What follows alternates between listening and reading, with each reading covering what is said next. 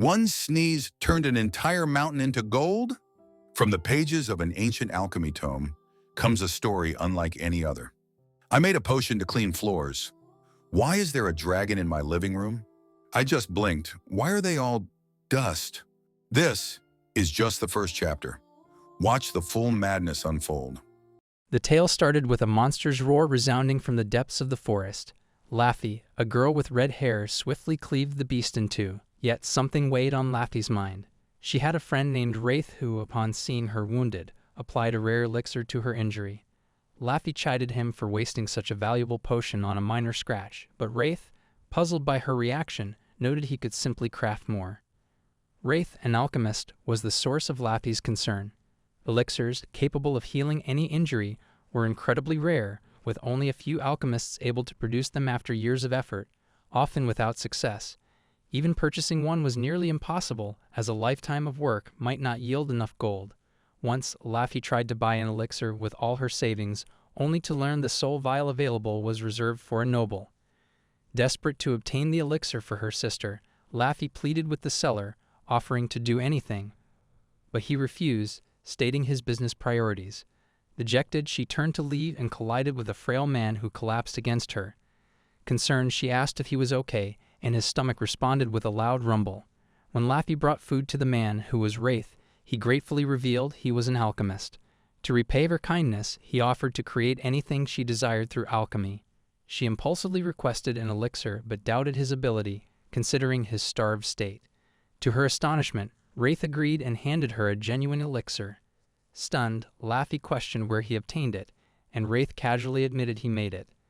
Examining the elixir, she confirmed its authenticity by its color and the magical aura matching one she'd seen in a shop.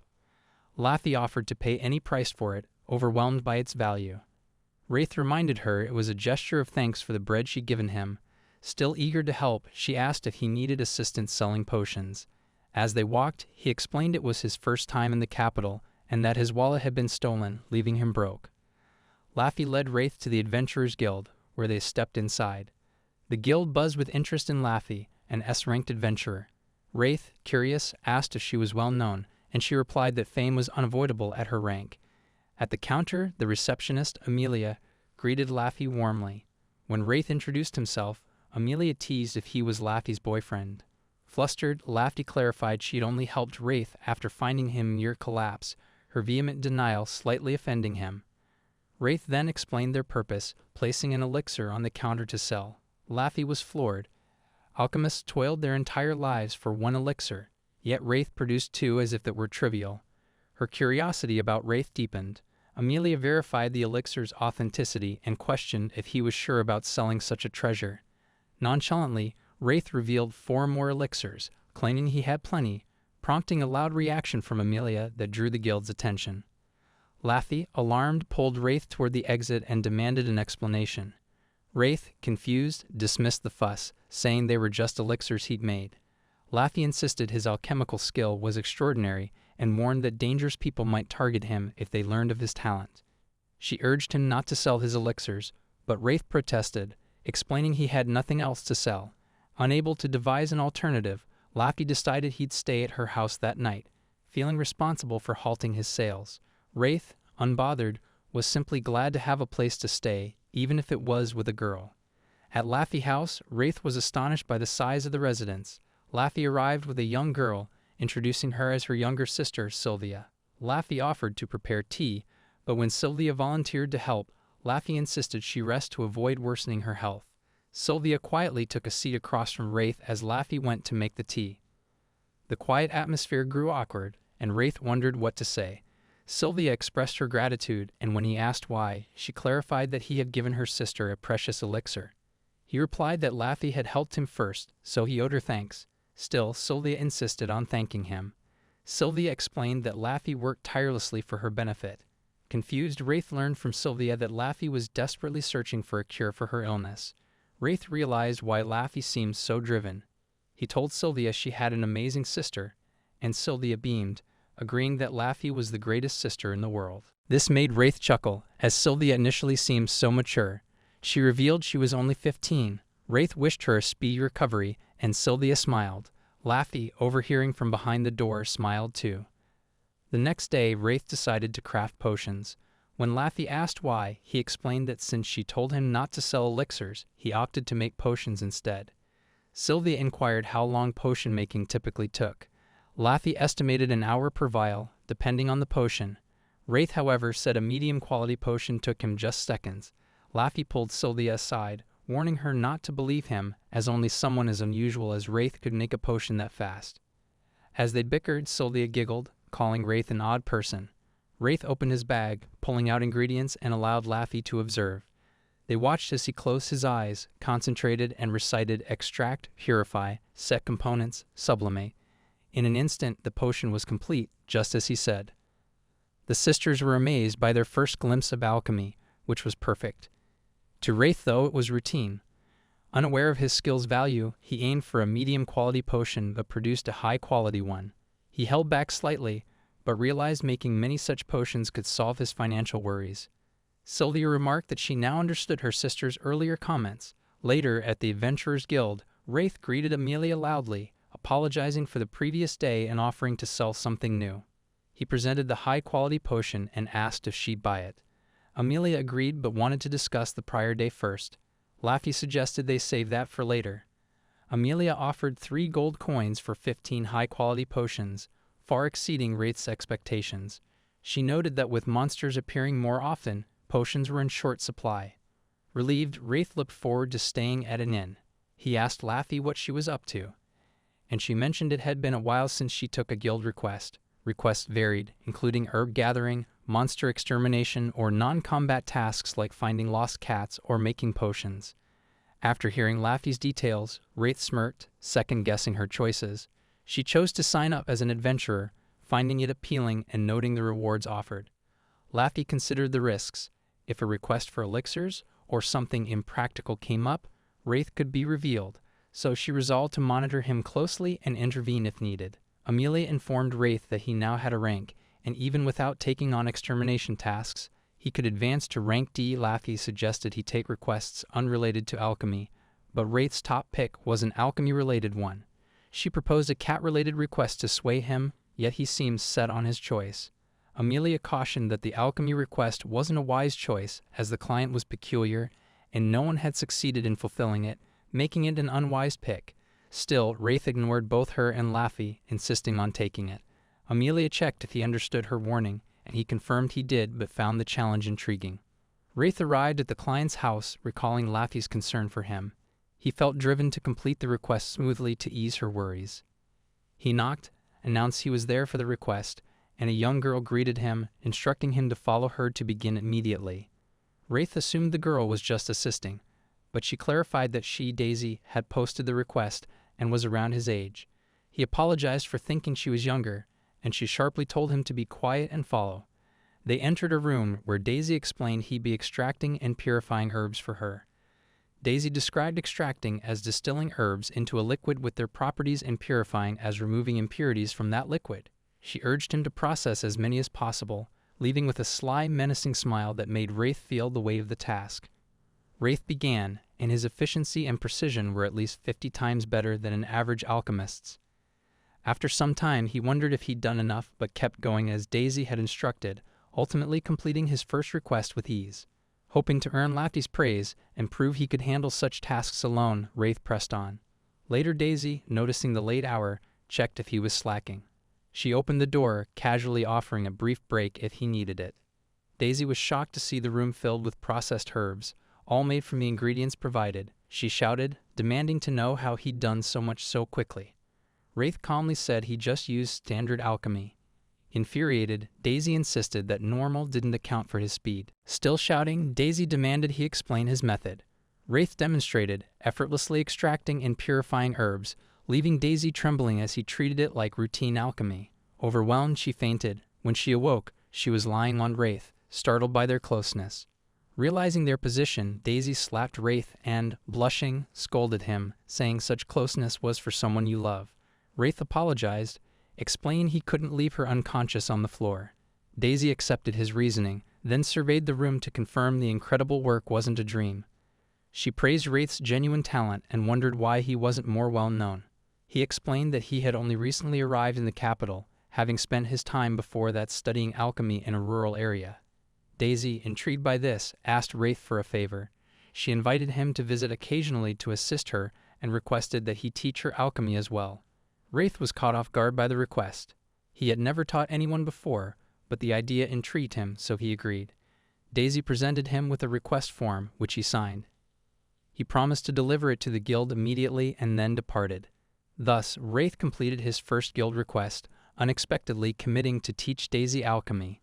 At the guild, Amelia congratulated Wraith for finishing the task, surprised that he was the one to succeed. She handed him a reward of 1 gold coin. Wraith turned to Laffy, boasting that he managed the request solo. Laffy, unimpressed, sharply asked him to repeat himself, causing Wraith to freeze. 30 minutes prior, Wraith had arrived at the guild with the completed request. He admitted the tasks were challenging as the request required doing as much as possible, leaving him unsure when to stop. He worked steadily and ended up filling an entire room. The client was so stunned by the result that she fainted. After the incident, Wraith also agreed to teach the client alchemy. Reflecting on it, he acknowledged he might have gone overboard. Laffy stressed that it was no small matter, pointing out that he caused the client to faint and suspected the client was exploiting him. She noted that the client convinced him to regularly assist with her ambitious alchemy projects and teach her the craft. It seemed like an ideal outcome for the client. Wraith began to understand the meaning behind her sly smile. Laffy advised that while kindness is valuable, he should be more cautious and recognize his own value. Wraith admitted that understanding his worth was difficult. In the next chapter, 2 adventurers discuss a rumor about an alchemist. One adventurer mentioned an alchemist who appeared at the guild with numerous elixirs, questioning if it was true. The other dismissed it as a fabrication. During their chat, they heard an odd noise. A few days earlier, after becoming an adventurer, Wraith took on Daisy's request at her shop. He shared with her that determining his own worth was tough. Daisy, surprised by his sudden comment, asked what prompted it. Wraith explained that a friend advised him to better recognize his value, and he was struggling to figure out how. Daisy was unaware he had friends, which shocked Wraith, who couldn't believe she saw him as a lonely outcast. Daisy emphasized the importance of moderation in actions. Wraith asked for clarification. She explained that selling a large number of elixirs at once would attract unwanted attention. Instead, she suggested limiting sales to, say, 1 elixir per year. Ideally, selling them discreetly would prevent others from noticing. Elixirs were valuable for saving lives, Daisy noted. However, standing out could draw dangerous attention. She remarked that only a fool would try selling a large batch of precious elixirs at once. Curious, she asked if Wraith made elixirs and expressed her desire to learn how to create them. Wraith agreed to teach her and instructed her to demonstrate steps like extraction, purification, component setting, and sublimation. Daisy, brimming with confidence, told him to observe closely. It was Wraith's first time teaching her alchemy, a moment Daisy had eagerly anticipated. She concentrated and quickly produced a high-quality potion. Wraith appeared impressed, and Daisy was thrilled, but she was stunned when he commented that her knowledge was lacking. Annoyed, Daisy demanded he repeat himself. Wraith clarified that while she mastered the basics, he meant the deeper knowledge found in books. For instance, he mentioned an ingredient called chakra, which only grows in areas with dense atmospheric mana. It's a key component in elixirs and high potions, yet it's rarely documented in herb or plant texts. She was unaware of its background, and now it was time for her to learn. Wraith placed several books on the table and instructed her to begin studying. She was surprised that he was seriously making her study. When she asked if studying would enhance her alchemy skills, he countered by asking if she knew about the herb. She replied that it was mainly used to stop bleeding. The herb worked best when crushed and applied directly to a wound. Wraith confirmed she was correct. Alchemists enhance its clotting properties through alchemy to create a potion that heals wounds. He showed her a potion she made from lamu and one he crafted. Daisy scanned them and noted that his potion was of high quality, while hers was of medium quality. Wraith asked if she could identify what they did differently, but she couldn't. He gently explained that the difference lay in visualizing the process of refining the herb's components. How they applied this visualization impacted the potion's quality, and studying was essential to mastering any skill. In the next scene, Sylvia greeted Wraith warmly. She had heard from her sister that he had taken up adventuring. He clarified that he only accepted alchemy-related tasks, so he didn't truly consider himself an adventurer. Sylvia teased that she hoped Laffy hadn't mentioned the fainting incident. Laffy appeared and asked how he was doing. Laffy wore an apron, making her hard to recognize. She playfully scolded Wraith, reminding him she was still a girl, and he apologized. She firmly placed a pot on the table, urging everyone to eat before the food cooled. Wraith said he hadn't come to eat, but Laffy insisted that as their guest, he would join them. Sylvia apologized to Laffy for leaving her to do all the work, but Laffy brushed it off, saying she hadn't fully recovered. It was her first time preparing this dish, but she thought it turned out well. As they ate, Laffy asked Wraith how he was, and he shared that he had started teaching Daisy alchemy. Laffy wondered if he would teach Daisy alchemy the same way he learned. Wraith replied that it would likely take Daisy decades to reach that level. Sylvia asked if he taught himself alchemy, but his mood darkened as he mentioned having a mentor. When she asked about them, he described them as utterly hopeless. He recounted how his mentor would throw him into dangerous situations with beasts as a child for training and never helped with chores. They were wasteful, a drunk, eccentric, and completely unreliable. He added that he had no desire to see them again. After dinner, as Wraith prepared to leave, Sylvia stopped him. She expressed deep gratitude, saying he had saved her sister's life with his elixir. Wraith smiled, glad he could help. He then headed toward his inn. Having completed Daisy's request, he planned to visit the guild. Noticing a crowd, he approached to see what was happening. He spotted Amelia, who urgently asked for his help. At the town entrance, 2 adventurers were injured, one critically. Wraith hesitated because Amelia knew about his elixir, and using it publicly could be risky. He recalled Laffy's warning about dangerous people targeting him for his abilities. Wraith decided to act and asked Amelia to lead him to the injured. He couldn't ignore people he could save. She rushed him to the town entrance, where he saw the gravely wounded woman. After assessing her, he identified blood loss, rot, and poisoning as her issues. He handed a green potion to the man supporting her to address the blood loss and an elixir for the wound. However, he lacked a potion for the poison. While others questioned who he was, he quickly crafted a poison antidote and administered it to her. After consuming all 3 potions, the woman was restored to health. The entire town was amazed and overjoyed that a life was saved, with many people having seen Wraith heal the girl's injuries. Wraith was flooded with direct requests for his services. He should have anticipated the complications, and he confessed that this was an even greater hassle than when he was penniless. Wraith reviewed the requests, and most were from people wanting him to create or sell elixirs, with many being collectors or wealthy individuals who weren't even ill or injured. The woman he healed visited to express her gratitude for curing her with the elixir and vowed to repay him, even if it took her entire life. Wraith explained that he used the elixir without her permission, so he didn't expect payment.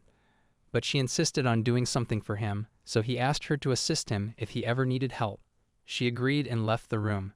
He was so preoccupied at the time that he forgot, but she reminded him that he had used his abilities to save someone. From that point forward, Wraith decided to sell elixirs only to those who genuinely needed them. To be cautious, he would also try to find other ways to address people's issues without relying on elixirs. He began working at the hospital to treat patients, but soon found the work draining.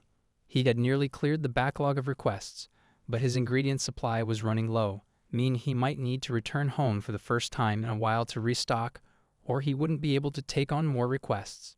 Wraith visited the Adventurers Guild to report that he had completed the requests, and Amelia informed him of a direct request from a high-ranking noble. Wraith examined the request. Amelia noted that it came from the Radium family, whose request he had previously declined. Wraith considered refusing again, but Amelia mentioned that they were waiting outside to escort him. The Radium family was one of the kingdom's 4 great noble families, descended from an ancient, honorable lineage tied to the country's founders. Beyond supporting the royal family, they managed extensive affairs, including land oversight and foreign relations, and had ties to the Adventurers Guild. Amelia wished him luck, and Wraith gave her a kind smile, though he really just wanted to go home and sleep instead of facing their mansion. Wraith carefully observed the mansion's exterior. A maid greeted him and led him inside. She knocked on a door, announcing Wraith's arrival. Wraith wondered if the master would heed his words. His heart raced. Hearing the master's voice, Wraith grew even more anxious as they entered the room. A handsome young man introduced himself as Will's Requiem. Wraith introduced himself as well, and they began casual conversation. Wraith would rather have gone home than stand there chatting. Wills straightened up, sensing no need for formalities, and asked if Wraith had any intention of selling him an elixir. Wraith smiled and refused. When Wills offered 300 gold coins, Wraith declined again. Even when Wills proposed his family's support, Wraith still refused. Wills acknowledged Wraith's firm stance and shifted to another question, asking if he had taught himself alchemy. Wraith revealed that he had a mentor. When Wills inquired about the mentor's identity, Wraith cautioned that knowing wouldn't lead to anything beneficial. He shared that his teacher was an alchemist named Luria. Will's expression shifted, and he asked if Wraith meant the fallen hero. Wraith was shocked that the rumors had reached the capital. Will smiled, noting that if Wraith was Luria's disciple, it explained a lot. He thanked Wraith for his time and offered to arrange a carriage to take him back. Wraith declined as he had another destination in mind. Will smiled warmly, extended his hand, and expressed hope for a positive relationship moving forward. They shook hands, and Wraith left the mansion in the city. With all the recent requests overwhelming him, Wraith hadn't had a moment to himself, and because of the constant demand, he was down to just one elixir. He had used up many of his supplies, so he decided to go shopping that day. While out, he ran into Sylvia and Laffy. Thanks to Wraith, Sylvia could now venture outside. He noticed something in her hand and asked about it. She explained it was a staff to boost her magic. She revealed she was also an adventurer. Curious, he asked about her adventurer rank. He was stunned to learn Sylvia was an S-rank adventurer. He asked if they were heading out for a mission, and Laffy said they had just returned from defeating a water dragon.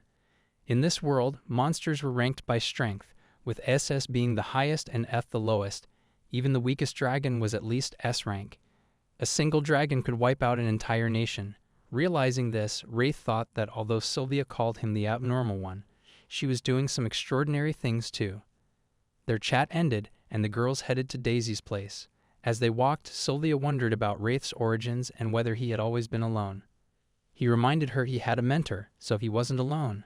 She asked why she was curious, and she said Wraith was impressive, but never shared much about himself. Laffy added that they hadn't told Wraith much about themselves either. They wondered if he'd be shocked to know they weren't actually sisters. Laffy thought he'd be even more surprised to hear how different she used to be compared to now. Sylvia was a girl kidnapped by goblins while Laffy cared for her. She could only remember her name, nothing else. With no family, Laffy took her in as a sister, and they started living together. Sylvia felt she depended on Laffy a lot, so to prove otherwise, Laffy asked her to use magic to carry their things to the carriage. Normally, this was simple for her, but she suddenly froze and collapsed. Laffy was confused and worried about what was happening. Sylvia thought the elixir should have healed her, but she couldn't move. Laffy held Sylvia, who was still concerned about the luggage. Laffy didn't care about the luggage and wished for Wraith's help. Meanwhile, Wraith was nearing Daisy's shop. He took a different route but arrived safely. He was getting familiar with the capital. This was his first time visiting Daisy's shop as a customer, and he couldn't imagine what it would be like. Daisy would be thrilled to see him. He pictured her expression before entering as the door swung open. Daisy greeted her customer with a bright smile, but when she saw him, she dropped the act.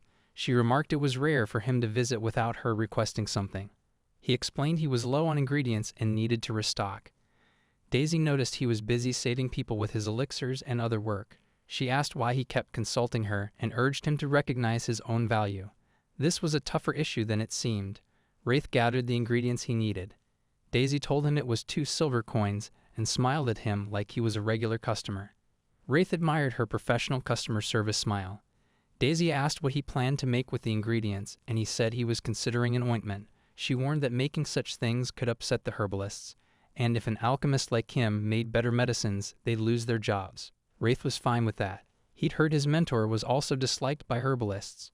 Daisy saw he wasn't bothered, so she mentioned that the adventurer he saved was attacked in an unusual location. Wraith was unaware of this, despite being the one who saved them. The attack happened in an area where monsters were never reported, near an empty house. The wound he treated had both poison and rot. Many monsters could poison, but few could cause rot. It might have been an undead monster or a special weapon. Those were the likely causes. The exact reasons monsters appeared were unclear, but it was believed they showed up in places with dense mana. Odd events occur occasionally. Wraith purchased ingredients and exited the shop. As he opened the door, a hand grabbed him and began pulling him. It was Laffy who said sorry while tugging him along, promising to explain later. She brought him to her home, where Wraith examined Sylvia, who had fallen ill again. Laffy felt immense guilt, as an S-ranked adventurer, for failing to save someone, and was about to plead with Wraith to help. Wraith cut her off, assuring her Sylvia would be okay. He smiled and promised to save her. Laffy gasped, bowed, and thanked him.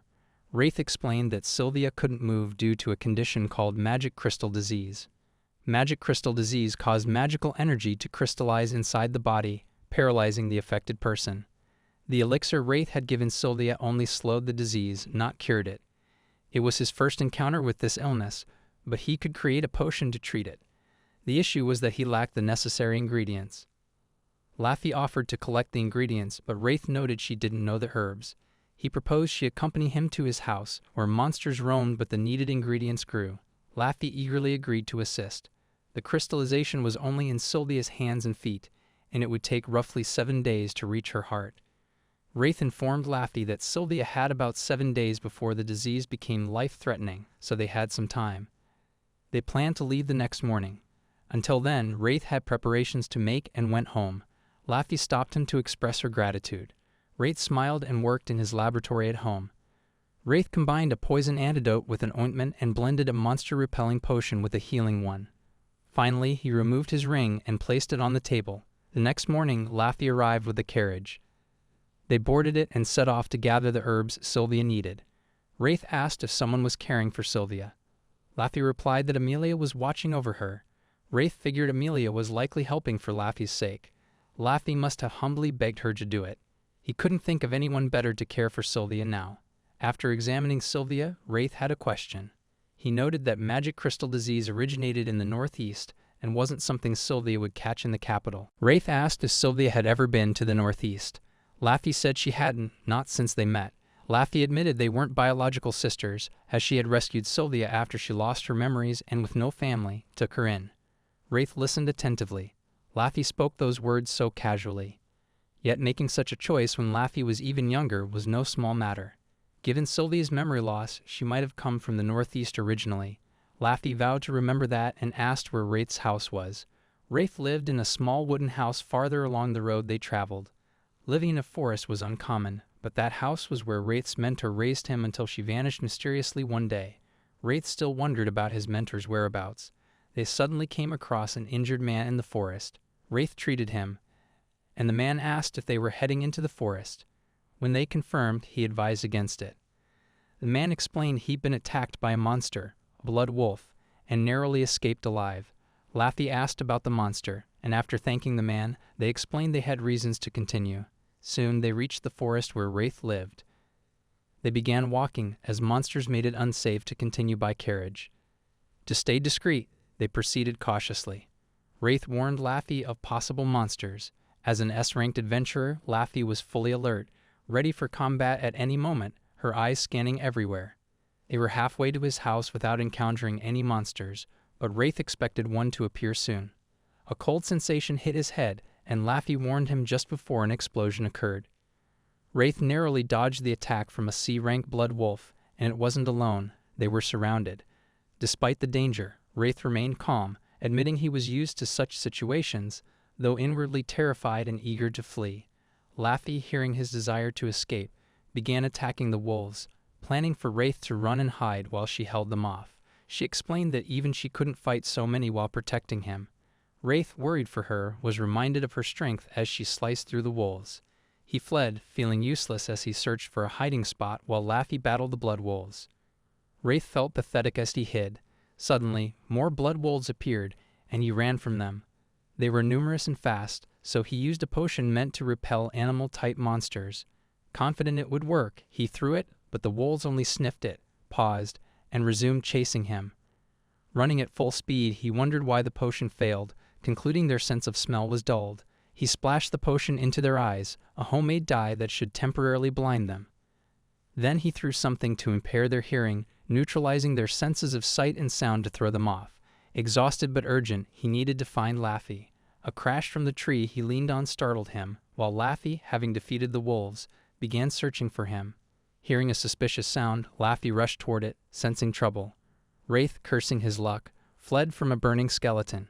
He strategized, noting skeletons lacked senses, making potions and dyes useless. The skeleton, over 2 meters tall with a sword that could fell a tree, was formidable but vulnerable to holy water. With only 3 vials, Wraith knew they'd barely slow it down, so he devised another plan. He threw something at the skeleton that seemed effective, followed by more potions using his compress and agitate ability. The substance was kushina, which became adhesive when mixed with water. Laffy, searching for Wraith, noticed smoke from earlier. Wraith had temporarily immobilized the skeleton but couldn't fight it if it pursued again, so he needed to escape and find Laffy. Wraith gained distance from the skeleton, no longer hearing it, and decided to use a smoke signal. He compressed fruit core, typically used for dye, in a pot with alchemy, forcing it to explode into a gaseous form, a failed alchemy process not usually done intentionally. Though he knew the theory, this was his first attempt. He planned to hide and wait for Laffy, considering climbing a tree, but the skeleton's massive sword struck, shattering his resistance ring, his final defense. It was tough for Wraith to lose his ring in that sudden attack, and he believed he could have gained more time if he used it better. He had no tricks left, and his energy was fading fast. It seemed like this was the end for him. The skeleton got close, but just in time, Laffy arrived and used her crush ability to smash the creature. Laffy checked if Wraith was alright, and he blushed a bit, making her giggle at his lack of fear. He asked if she lost her sword, and she explained she'd thrown it at the skeleton's arm earlier. But when they looked, the skeleton was regenerating, which spelled trouble for Laffy. She told Wraith to stay back and face the skeleton alone. He thought she'd won, but she couldn't fully destroy it. The skeleton was using magic, so she chose to break its magic with force. Using her fracture skills, she attacked, and Wraith ended up in her arms like a princess. He was certain he'd never marry after being carried by a girl like that. Laffy said their only choice was to run since they couldn't defeat the skeleton, and she asked if he knew the way to his house. Wraith realized they needed to focus on getting the ingredients he required. He guided her as the skeleton chased them. Suddenly, the skeleton stopped and growled. Wraith wondered what it was doing, then saw blood wolves gathering. He told Laffy the skeleton was summoning more blood wolves. She planned to fend them off while running and holding him. A blood wolf attacked, but she sliced it while still carrying him. Wraith was amazed again. Then Laffy sensed something. When he asked, she said the blood wolves weren't alive. She suspected the skeleton was controlling dead bodies. She pointed out their shadows, and Wraith saw they were manipulated by magic. This was necromancy, magic that controlled corpses, which explained their lack of smell. It was Wraith's first time seeing a skeleton use magic like that. Among monsters, only a few, like dragons with their breath, could use magic.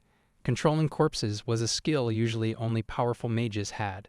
If they ranked the skeleton, it'd be high up. Wraith asked what they'd do, and Laffy said they had to fight it. She told him to grab what he needed while she held off the enemies. They were close to his house, and after running they got there. Laffy set him down, and he went inside while she battled the wolves. The house was dusty from being abandoned so long, but he was relieved it wasn't destroyed. Wraith's materials were in the basement, and everything was intact. He wanted to take more, but only grabbed what he needed. Those materials, which he risked everything to collect, would be useful later. He spotted a sword, a reminder of when his mentor sent him to gather ingredients. He remembered being beaten up, complaining he nearly died, and yelling at his mentor for almost getting him killed. She greeted him casually, ignoring his dusty state, and told him to store the ingredients properly. He couldn't believe she said that when he returned battered and bruised. He also hadn't heard about undead being there, as she hadn't mentioned it. She acted cute, saying she didn't know about the undead either. She claimed undead were easy to handle, just needing holy water, but Wraith reminded her he couldn't use magic like she could. If he tried, he'd be torn apart before he could splash the water.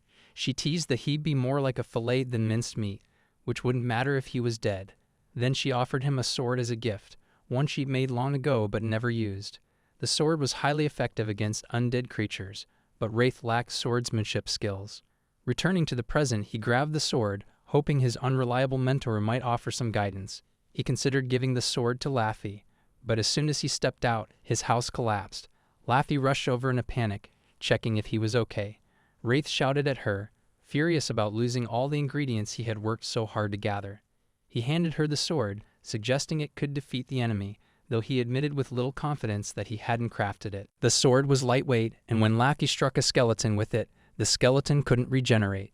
The sword proved effective, causing the skeleton to flee after her attack. Laffy, determined, leaped onto it before it vanished and finished it off. Wraith was amazed, but Laffy humbly noted her S-rank status wasn't for nothing, though she credited the sword, made from the skeleton's own body, for the victory. A large magic gem emerged after the battle.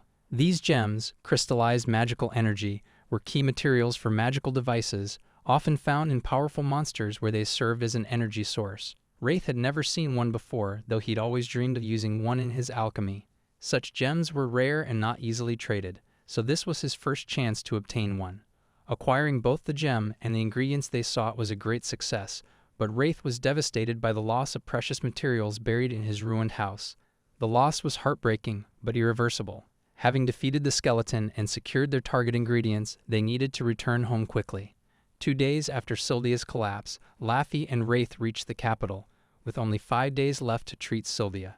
Laffy hurried to check on her sister Amelia and Sylvia, who were both asleep. Wraith began preparing the potion while Laffy tended to her sister.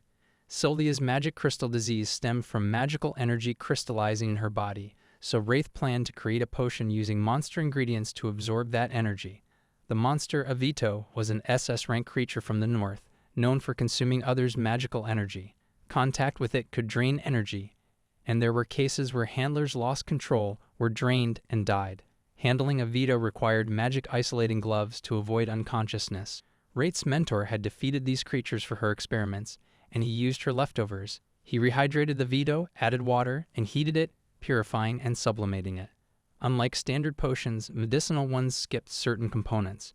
The critical step was sublimation, not to enhance but to suppress the Vito's energy-absorbing traits, a task only skilled alchemists could perform intentionally. Wraith concentrated, trusting his abilities, as Laffy watched the room glow. Laffy observed Wraith's work, astonished by his expertise, and fully trusted him with Sylvia's treatment. After intense moments, the potion was ready. Sylvia just needed to drink it. Since she was asleep, Wraith chose not to wake her forcefully and decided to rest briefly at the table until morning. He woke up in the morning and took the potion to Laffy. Upon seeing her, he asked where Amelia was, and Laffy explained that Amelia had just gone home after looking after Sylvia. He told Laffy he had finished crafting the potion, which made her so happy she teared up slightly. Together, they knocked on Sylvia's door and entered her room. Sylvia's body was covered in wounds. Laffy and Wraith rushed to her side, and Wraith, upon examining her, realized the disease was advancing faster than expected. He handed Sylvia the potion and instructed her to drink it. She did, but the wounds didn't vanish. Laffy, alarmed, asked what was wrong, but Wraith reassured her that the potion worked slowly and there was no need to worry if results weren't immediate. Wraith sternly warned Sylvia not to use her magic until he gave permission. Using his scanning skill, he observed that her magic flow was stabilizing, confirming the potion's effectiveness. He assured them her life was no longer at risk, smiling broadly. He advised them to rest and take it easy for the day. Laffy was overwhelmed with relief after hearing Wraith's words. Though they were concerned for Sylvia, Laffy's legs gave out from the sudden release of tension. They began celebrating together once Wraith left the room. He felt content for the day, having used Laffy's place, but realized he needed a space to organize his ingredients and potions. The inn where Wraith stayed was too restrictive. Limited space might prevent him from treating some patients effectively. He desired a large workspace where he wouldn't disturb anyone. Visiting Daisy's shop, he seemed distracted, so she asked what was on his mind. He remarked how peaceful her shop felt. Just days ago, he had risked his life gathering materials in the forest, pursued by a giant skeleton and blood wolves. Daisy wondered if that skeleton was the monster that attacked an adventurer Wraith had saved. He was surprised, as guild rumors mentioned 2 people spotting a giant skeleton in a forest supposedly free of monsters, which seemed odd. Daisy asked about the skeleton's fate, and Wraith said they defeated it, crediting the adventurer with him for most of the effort. When Daisy asked who it was, noting the skeleton was at least A+ rank, Wraith revealed he was with Laffy. Daisy recognized Laffy as the youngest S-ranked adventurer. Daisy was amazed Wraith knew someone so renowned, especially since he'd been in the capital for less than 6 months. The next day, Sylvia was much improved, her magic circulation healthy, and she fully recovered. Overjoyed, Sylvia hugged Wraith, thanking him profusely. Wraith expressed his relief that everything worked out. Wraith mentioned guild discussions about the skeleton they fought. Sylvia shared that she received a request that morning to eliminate a monster in the same forest near the capital they had visited. Wraith was surprised the request specifically named her. She added that the client was the head of the Radium family, one of the 4 great noble families. Wraith was familiar with that man. Sylvia noted she had already defeated the skeleton, but Laffy suggested blood wolves might still be around and planned to report the skeleton incident to the guild. Wraith decided to join her, as she'd need the magic gem to prove the defeat, and Sylvia wanted to come along. The 3 headed to the guild together. Wraith noticed the city's many diverse shops. Sylvia promised to show him a weapon shop next time. They paused at a jewelry store where Sylvia admired a necklace for Laffy. Wraith examined accessories, considering a replacement for his broken ring. Sylvia, wanting to gift him something for healing her, asked if he wanted anything. Sylvia's bright smile was hard to refuse, so Wraith showed her a ring. Though he considered another item, she insisted on buying the ring. Sylvia explained that a necklace as a gift wishes for safety, but a ring carries a different, more personal meaning, which made her blush. After purchasing gifts, the group reached the guild where Amelia was thrilled to see Sylvia in good health. Sylvia expressed gratitude to Amelia for her care. Wraith was warmed by their close bond. Amelia inquired if Laffy was there for the request about the monster, which Laffy confirmed, noting that they had defeated it while gathering ingredients in the forest to heal Sylvia. Amelia was impressed by their feat. Wraith showed her a magic gem from the skeleton, indicating that only an S-ranked adventurer could have defeated such a formidable monster. Though aware of Laffy's strength, Amelia cautioned her against overexertion. She verified the gem's authenticity. Amelia planned to report to the Radium family, with the reward available in 3 days. Laffy insisted on giving the entire reward to Wraith, despite his protests, explaining that her actions were for Sylvia, not for profit. Thus, she felt it was fitting to let Wraith have the reward for defeating the skeleton. Wraith relented, though the 200 gold coins overwhelmed him. Sylvia suggested he open a shop. While managing a shop without experience seemed daunting, Wraith had discussed it with Daisy and chose to create a workshop instead. For an alchemist, a workshop was a cherished space for uninterrupted experimentation. Wraith, like other alchemists, valued such a space. In the forest, his experiments were confined to an underground workshop, but in the capital, life and finances had distracted him. Now with extra funds, he could build one. He visited Daisy's shop to share his workshop plans. Daisy was curious about his sudden decision. Wraith explained that his newfound wealth allowed him to pursue this dream and sought her help, knowing she was well connected. He admitted to lacking knowledge of skilled craftspeople, so he turned to the resourceful Daisy for guidance. Daisy was flattered. She noted that Wraith's master had built her own workshop, a rare feat. Daisy offered to connect him with capable people and expressed interest in joining the project. Wraith hadn't anticipated her involvement, as he had someone else in mind to assist with the workshop's creation. Daisy's mood darkened, insisting her help was for his benefit. Wraith, hesitant due to her seeming reclusive nature, couldn't argue further. Despite concerns about leaving her shop unattended, Daisy pushed him to move forward, explaining she'd close her shop that afternoon anyway. As they walked, Daisy asked about the person Wraith had in mind. He mentioned Sylvia, Laffy's sister. Daisy, unfamiliar with her, questioned if Wraith was foolish for considering an S-rank adventurer's help. Wraith clarified it wasn't his idea. When he asked about the workshop builder, Daisy called them a complete eccentric. Wraith, unfazed by eccentricity due to knowing Daisy, arrived with her at an ordinary house. They knocked, and a joyful woman opened the door, excitedly hugging Daisy, who demanded release. Wraith was surprised by her oddity. Daisy firmly told her to stop. The woman, tearfully professing her deep affection for Daisy, was rebuffed coldly. She then noticed Wraith, who introduced himself. She was Nicola and seemed to know of him.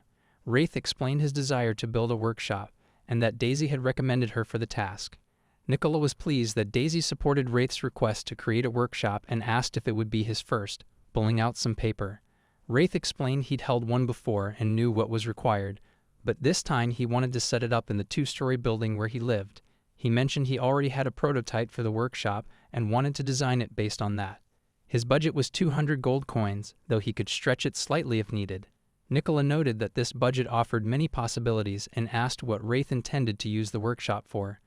Wraith said it would primarily be for crafting potions and magical devices, then showed her a magic gem, asking if it could be useful for the workshop. Nicola was visibly impressed and asked Wraith to show her the location he had in mind for the workshop, suggesting they discuss costs after her visit. They waited as she gathered some items. While waiting, Wraith asked Daisy how she knew Nicola, and Daisy shared that they met when she was an adventurer and had stayed connected ever since. Wraith was surprised to learn Daisy had been an adventurer. When Nicola returned, they walked to the site of Wraith's planned living workshop, which was spacious. Inside, Nicola began inspecting the area and decided to prepare a quote, also addressing the magic gem. She asked if Wraith wanted to use it to store magical energy. Wraith was caught off guard, as magic gems were typically used as components in magical devices, not for energy storage as Nicola proposed. She explained that since Wraith already had many magical devices in his workshop, constantly powering them must be taxing, and a gem storing magical energy would allow instant tool use. Magical devices demand significant energy, and a stored reserve would simplify working with those that consume it continuously. Wraith agreed to the idea. Nicola then said they'd begin setting up the workshop in about a week. Abruptly, she shifted her tone, asking Wraith about his relationship with Daisy. Wraith felt a chill and wanted to flee from the sudden tension, but Nicola grabbed his neck before he could speak. Daisy clarified they had a strong bond, omitting that it was a teacher-student relationship, and mentioned Wraith had been teaching her various things. Shaking, Wraith noted that her explanation sounded odd. Nicola, looking pale, confronted Wraith and warned him of consequences if he ever harmed Daisy. Wraith vowed he'd never do such a thing. At this, Nicola's mood lightened instantly, and she smiled as if nothing had happened. She hugged and kissed Daisy, saying she was heading home, while Daisy tried to fend off her affectionate gestures. After Nicola left, Wraith was unsure where to look. He asked Daisy if she really wanted to return the next week, but Daisy remained committed, saying she couldn't change Nicola's overly affectionate nature. She thanked Wraith for the day. In the next scene, Wraith and Laffy walked together as she asked what he was shopping for. He said he'd buy anything appealing, like items for his workshop's interior. Laffy inquired about the workshop's progress, and Wraith replied it would come together. He then pulled out a flower clip and placed it on Laffy, who blushed and insisted she couldn't pull off something so feminine. A shop owner noticed Wraith and Laffy and asked if they were on a shopping date, offering them a discount. They quickly clarified they weren't dating.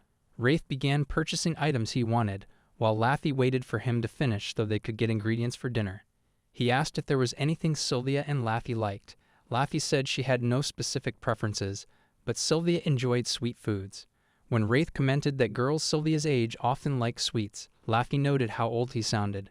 Wraith recalled Daisy saying something similar, which made him briefly sad. They decided to make dessert too and headed to Wraith's kitchen. In the kitchen, they began preparing dragon meat. Wraith tried to help but struggled to cut the tough meat. Laffy suggested he chop vegetables instead while she handled the meat, as dragon meat was very hard to cut. Despite the challenges, they prepared a tasty meal. Sylvia was excited about how the food looked, already a fan of Laffy's cooking, and eager to try Wraith's dessert. They ate dinner while chatting casually. Afterward, Laffy and Wraith cleaned the dishes in the kitchen. Laffy asked about Wraith's workshop, and he described it as a place with magical devices and ingredient storage. She imagined it might contain odd items since it was his workshop. After cleaning, Wraith thanked them for the meal and returned home. A week later, Wraith met with Nicola and Daisy, announcing he brought someone else to help Sylvia. Sylvia introduced herself shyly, nearly overwhelming Nicola with her cuteness. Nicola wanted to hug her but restrained herself since it was their first meeting. Daisy felt a bit jealous comparing herself to Sylvia. Sylvia explained Wraith had asked her to help, though she was unsure of her role. Nicola chuckled, saying Sylvia didn't need to work hard, as she and Daisy would cover for her. Daisy approached Sylvia, expressing hope they'd work well together, and Sylvia found Daisy's charm overwhelming. Sylvia quietly asked Wraith about Daisy, noting her cuteness. Wraith revealed Daisy's name and that she was older than Sylvia, causing Sylvia to panic and use formal language. With everyone present, Wraith asked Nicola if preparations were ready. She confirmed she had everything in her magic bag, which she held. The bag used spatial magic to hold more than its size suggested, a rare and valuable item requiring advanced magic to create, not commonly sold. Nicola shared that a mage friend helped her make it through collaboration. Wraith, surprised by the idea of making something with someone, had never done so before. He considered a mage who might help, thinking they could create something impressive together. It was time to start work, but Sylvia seemed distracted around Nicola. In the workshop, Nicola used her magic bag to retrieve furniture, placing it with spatial magic. Wraith was impressed by her skill. Sylvia asked if he was truly amazed, noting such magic was typical for mages. She added that spatial magic was challenging, at least as complex as her own magic. Wraith, inspired, asked Sylvia if she'd like to make a magic bag with him. Sylvia smiled and agreed, excited by the idea. Wraith was thrilled at the prospect of having his own magic bag. They began working on potions, and Nicola set up a magical device to store ingredients. Herbs and similar ingredients need specific temperatures and humidity levels for storage, a critical step in preparing for any workshop. The group divided their tasks and began working together. After completing his first task, Wraith started his second but noticed Daisy and Sylvia chatting. Sylvia was discussing something when Daisy reminded her to focus, urging them to channel their magical energy into the skeleton's magic gem. Nicola worked alone to prepare the magical device, while Sylvia, the mage, was busy charging the magic gem. Feeling idle and somewhat useless, Nicola began planning the workshop's setup for the following day. As they prepared to create magical devices, Nicola asked for ideas. Wraith spoke up, eager to share a concept. He revealed a magic circle he had designed, catching Nicola's interest, though Daisy and Sylvia were puzzled. Sylvia noted she had never seen such a circle before. Wraith clarified that this circle wasn't for casting spells, but had a different purpose. Daisy, sounding impatient, asked what it was for. Wraith explained that the circle was designed to craft magical devices through an alchemical pen process.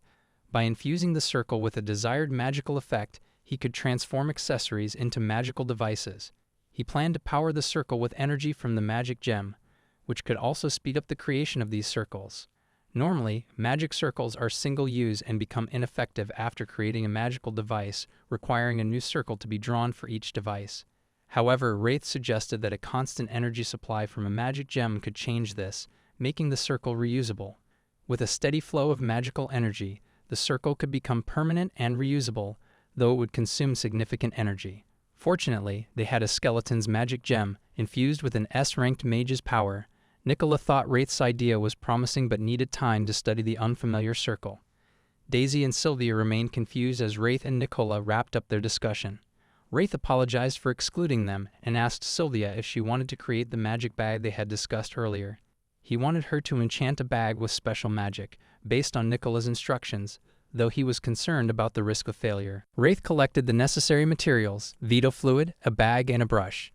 The fluid, already infused with some of his magical energy, was used to draw a unique magic circle on the bag's surface.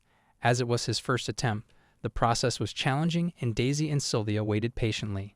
Next, Sylvia took over to cast spatial expansion magic on the circle. She asked everyone to step back and began the ritual. When finished, they weren't sure if it worked, so Wraith tested the bag. Its interior was impressively large, suggesting success, but Wraith sensed something odd. Suddenly, liquid spilled from the bag, forming a growing spherical vortex. Daisy grabbed Wraith's foot as the sphere began pulling them in. Sylvia used her magic to halt the absorption, preventing injuries. However, the expanding sphere caused significant damage to the house's walls and nearby objects. After resting and catching their breath, they agreed that contacting Nicola was the best course of action. Sylvia's magic had functioned properly, but the issue stemmed from the magic circle Nicola had drawn. Since it was his first attempt, he likely made errors in the markings, which were meant to confine the spatial expansion within the bag. Instead, the faulty circle failed, causing the expansion to burst outward explosively. They decided to first evaluate the damage. This room, the core of the workshop, was the most spacious and nearest to the entrance. It housed the magic gem and most of the magical devices. Other rooms likely suffered damage as well, and Wraith felt terrible for causing the mess. Nicola arrived and explained that their original plan was no longer feasible. Accepting the situation, he vowed to use all his savings to create the finest workshop possible. A few days later, the damage was repaired, and the workshop's exterior looked impressive. Curious if Nicola had completed his request, he stepped inside. Upon entering, he noticed permanent magic circles designed to draw energy from the magic gem, boosting the efficiency of magical device production. Crafted from mithril, a durable and highly conductive material, they were not yet complete. Nicola explained that the circles lacked their final markings and that she had prepared 5 modestly sized ones to avoid cluttering the space. Mithril's unmatched magical conductivity made it ideal, though its rarity and difficulty to work with posed challenges. As Daisy had mentioned, Nicola's skill was remarkable. She explained that carving directly into mithril was tough, so she provided a specialized mithril tool for the task. Once he finished, she would link the circuits to the magic gem. Wraith felt anxious, determined not to repeat his earlier mistake. Though experienced with magic circles, he drew each one with meticulous care. When it was time for Nicola to connect them, she began pacing with the gem, puzzling Wraith. Curious, Wraith asked what she was doing. She explained that she was using magic to form the circuit. He requested to observe her work, and she agreed. He then inquired if she, like Daisy, had been an adventurer. She teased that Daisy might have mentioned a love story, but he clarified that wasn't the case. Nicola shared that there was a time when she pursued Daisy, who had refused to join any adventuring party. Nicola fell for her instantly. When Wraith asked why she quit adventuring, She explained that crafting became her focus, largely due to someone who profoundly inspired her. This person, a guide in her crafting journey, was outwardly beautiful and inwardly intelligent and determined, someone Nicola aspired to emulate. Wraith asked their name, and she revealed they were Luria, a renowned hero in the kingdom and Wraith's mentor. Wraith, as Luria's disciple, urged Nicola not to idolize her, surprising Nicola, who had heard Luria had a charming apprentice. She asked if he knew Luria's whereabouts, but he didn't. Despite his words, Nicola vowed to find a way to meet Luria again. Understanding Nicola's resolve, Wraith didn't press further. Their work complete, Nicola ensured the magical devices functioned correctly, and Wraith tested them successfully. She encouraged him to reach out if he was dissatisfied or needed further assistance. Daisy and Sylvia showed up, curious about the commotion. Wraith eagerly told them that the magic circles were functioning, signaling that his workshop was finally finished. Later, Laffy heard the news and asked how the workshop was. Wraith said it was fantastic, but Amelia interrupted him, as she had been waiting to meet him. She handed him something he assumed was a letter, but she clarified that it wasn't. It was a direct order from the royal family. In the next chapter, Luria appears, battling a large monster while casually drinking. She was rushing because she heard Wraith was in the capital. When Wraith was 7, he was with Luria and asked how she became so impressive. She questioned him about the most important aspect of alchemy, and he replied that it was knowledge. Luria explained that something was far more critical than knowledge, practical experience. She placed him in front of a monster, instructing him to grab a fruit near its nest, as if it were simple for a 7-year-old, while he screamed in terror. This was a dream Wraith had, and he woke up falling off his chair. His combined living and working space had become where he spent most of his time, and falling asleep during alchemy work was now common. Compared to life under his mentor's guidance, his current life was much easier. However, he was slightly anxious about the letter from the royal family. The letter was a direct summons to the royal castle in 3 days. Wraith had no intention of refusing the royal family's request, but he was troubled because they didn't specify what they needed from him. The dream about his mentor also unsettled him, as it was his first time recalling her since arriving in the capital. He briefly worried that his mentor might visit but dismissed it as overthinking. He decided to follow his morning routine and then go shopping. One of his habits was tending to his workshop in the morning, like using alchemy to speed up plant growth. His mood lifted as he recalled how tiny the plants were before, and after organizing his tools, he set out to shop. Wraith found a letter in his mailbox from Looms, which stunned him. He checked again to ensure he wasn't dreaming. It was indeed from Looms. He rushed to Laffy and Sylvia, declaring an emergency meeting about a terrible situation.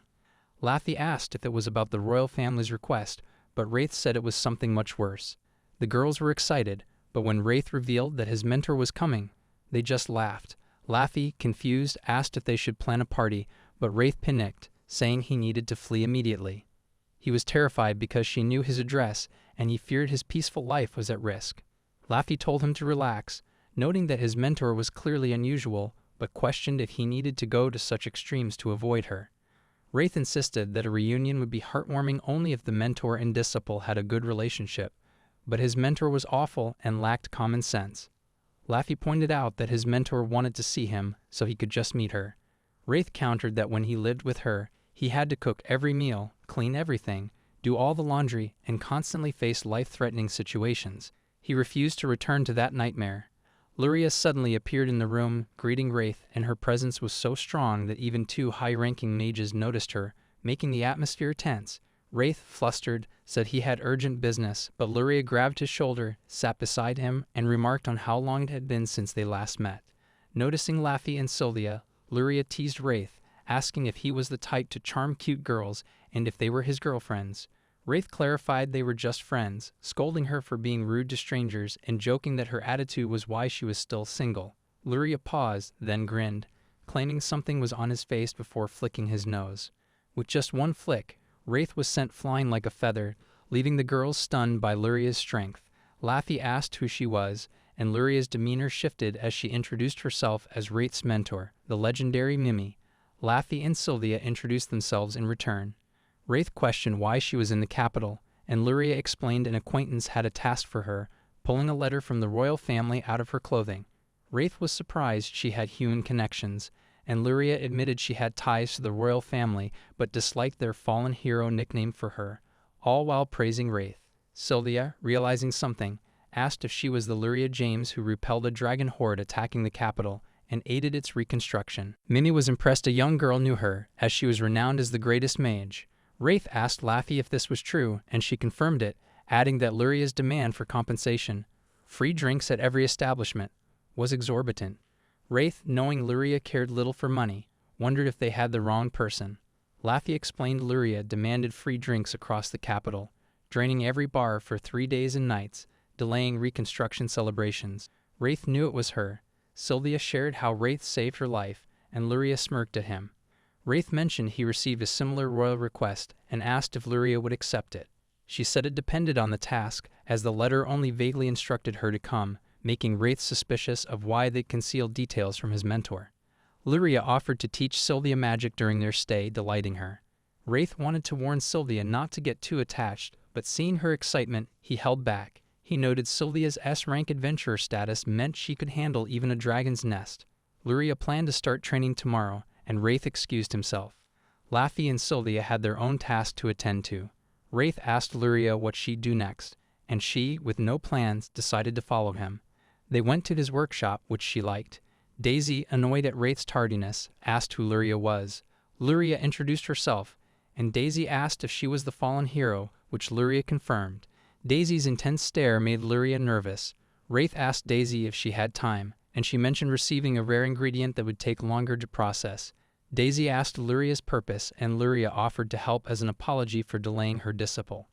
Daisy agreed, showing them a rare southern plant used in cooking and medicine. Luria asked how it would be used, and Daisy said for medicines. Once Luria verified they had sufficient materials, she began the process. She explained that Kern possessed heat-retaining and antibacterial qualities, but a small error in its preparation could cause a distinct odor, rendering it unsellable. Skilled at managing it with magic, Luria felt confident. Daisy and Wraith were impressed. Luria requested magic bottles, noting they were ideal for storage, but Wraith was still crafting them. Luria opted to use her own bottles, and with a snap of her fingers, summoned several into the room, leaving Daisy visibly astonished. She hoped for some praise, but Daisy wasn't the type to offer it. Wraith noted that their mentor's approach, combining alchemy and magic, differed from his own methods. Daisy, witnessing someone wield spatial and control magic simultaneously for the first time, mentally grouped Wraith and Luria together. Wraith protested, claiming he didn't drink, handled his responsibilities, and had more practical sense than Luria. Luria acknowledged his ability to churn out elixirs effortlessly, but Wraith retorted that she made elixirs to settle her bar tabs. Observing their bickering, Daisy glanced at the bottles and realized both underestimated their own value. The next chapter opens with Wraith questioning why Luria was trailing him, as if it were perfectly normal. She clarified that visiting a disciple's workshop was a mentor's responsibility. Wraith relented, allowing her to stay since she completed the day's tasks, though Luria seemed determined to pester him. He asked her to avoid wandering too much, despite her reluctance, and she agreed. When she inquired about his plans to open a shop, he admitted he was considering it but hadn't decided yet. Upon entering, Luria ignored his instructions and roamed around, questioning everything. She picked up items, swung in a hammock, and asked about anything that caught her eye. Wraith wondered if she planned to stay in the kingdom. She confirmed, leaving him to realize he'd be cooking, doing her laundry, and cleaning her messes again. As his mood soured, Luria assumed he was thrilled to live with his mentor again. She asked for alcohol, but Wraith reminded her of his age. When he asked where she'd been, she explained she was collecting ingredients and visiting friends. Her translocation magic, while powerful, drained too much energy for frequent use. Curious about his presence in the capital, Luria listened as Wraith explained that monsters had appeared near his old home, and he'd run out of funds, prompting him to sell potions. Life had been tough since leaving that house, and now he faced pressure from both his mentor and royal requests. Wraith decided to cook, but Luria refused to help, admitting she couldn't cook. He was stunned that someone skilled in alchemy and magic lacked basic cooking skills. Luria's one attempt at cooking had left Wraith bedridden with a stomachache, confirming her culinary incompetence. While Wraith cooked, Luria explored other rooms, reflecting on how much he'd matured. She entered a freezing room and quickly retreated, wondering if Sylvia had enchanted it since Wraith couldn't use magic. She moved on to the final room. The last room was dark and damp, appearing empty at first. Suspecting a thief, Luria prepared to confront them. Hearing her scream, Wraith rushed to her, finding her in tears over bugs crawling everywhere. He explained that these bugs were valuable, producing unique threads capable of withstanding magical enhancements. Wraith suggested using items like shoes and bags to lift Luria's spirits, and after dinner, he asked for her help with the project. While they ate, he brought up the task, cautioning her not to talk with her mouth full, and explained it involved crafting a magical device. Luria was shocked that Wraith couldn't create it himself, but he clarified that it needed magic, which he couldn't handle alone. She confidently told him to trust his mentor, and though Wraith appreciated her enthusiasm, he noted she didn't need to use her full power, as that could destroy the capital overnight. When she asked about the project, he revealed they were making a bag. This bag would use spatial expansion to hold many items, and Luria's role was to apply the spatial magic. Wraith also hoped she'd assist if anything went wrong, valuing her mentorship as equivalent to 100 helpers. He mentioned using a new method to create the bag. The materials included threads from a bug that had startled Luria earlier, which were stronger than mithril, highly conductive to magic, and nearly unbreakable by hand, capable of supporting a grown man's weight. He showed her the bag, where he had woven a magic circle into the threads. After ensuring no bugs were in the bag, Luria began the process.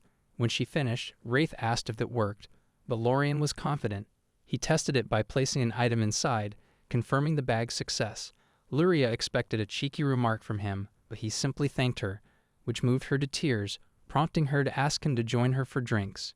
Wraith pointed out he was underage, but when she suggested he could drink juice, he ran out of excuses. Later, Sylvia attended her first magic class with Luria and Wraith, where Luria was asked if she had any teaching requests and considered teaching Sylvia spatial magic. When Luria offered to teach Sylvia magic, Wraith joined them out of concern, though Sylvia seemed excited. As he pondered, Laffy asked Wraith if he was worried, assuring him Sylvia wasn't fragile. She noted how rare it was to receive personal lessons from Luria, the hero who saved the city from giant dragons, and regretted not being able to teach Sylvia herself, being a swordsman. Wraith asked if it would be bad if Sylvia got hurt, and Laffy agreed it would be. Luria proposed starting with translocation magic, a highly advanced spatial magic. She reassured Sylvia not to worry about its difficulty, citing her talent, but Sylvia already appeared hesitant. Laffy remarked that Luria chose translocation on a whim, and Wraith agreed, noting Luria's impulsive nature, though he added she could be reliable at times. Laffy inferred this meant Luria could also be unreliable. Luria demonstrated translocation by vanishing and reappearing elsewhere. Sylvia clapped, but expecting her to try immediately was unrealistic, so Luria let her sense the magic first. Holding Sylvia's hands, she channeled the magic and Sylvia felt it. Luria then urged her to try, but Sylvia was confused, unsure how to proceed. With a snap of Luria's fingers, Sylvia vanished, leaving everyone stunned and worried. Sylvia reappeared in the sky, falling onto Wraith, who caught her safely. Knowing Luria was responsible, Wraith scolded her and jokingly threatened to place a bug on her pillow that night to make her regret it.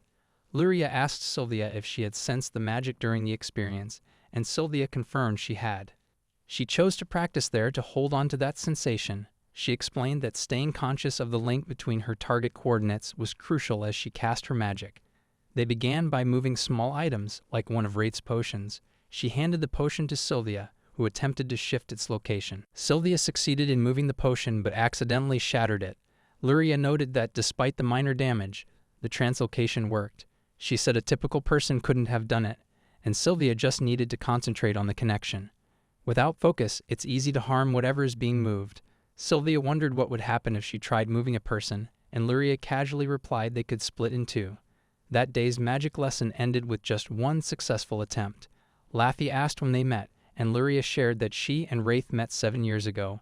Many events followed, and Wraith became her disciple at age 10.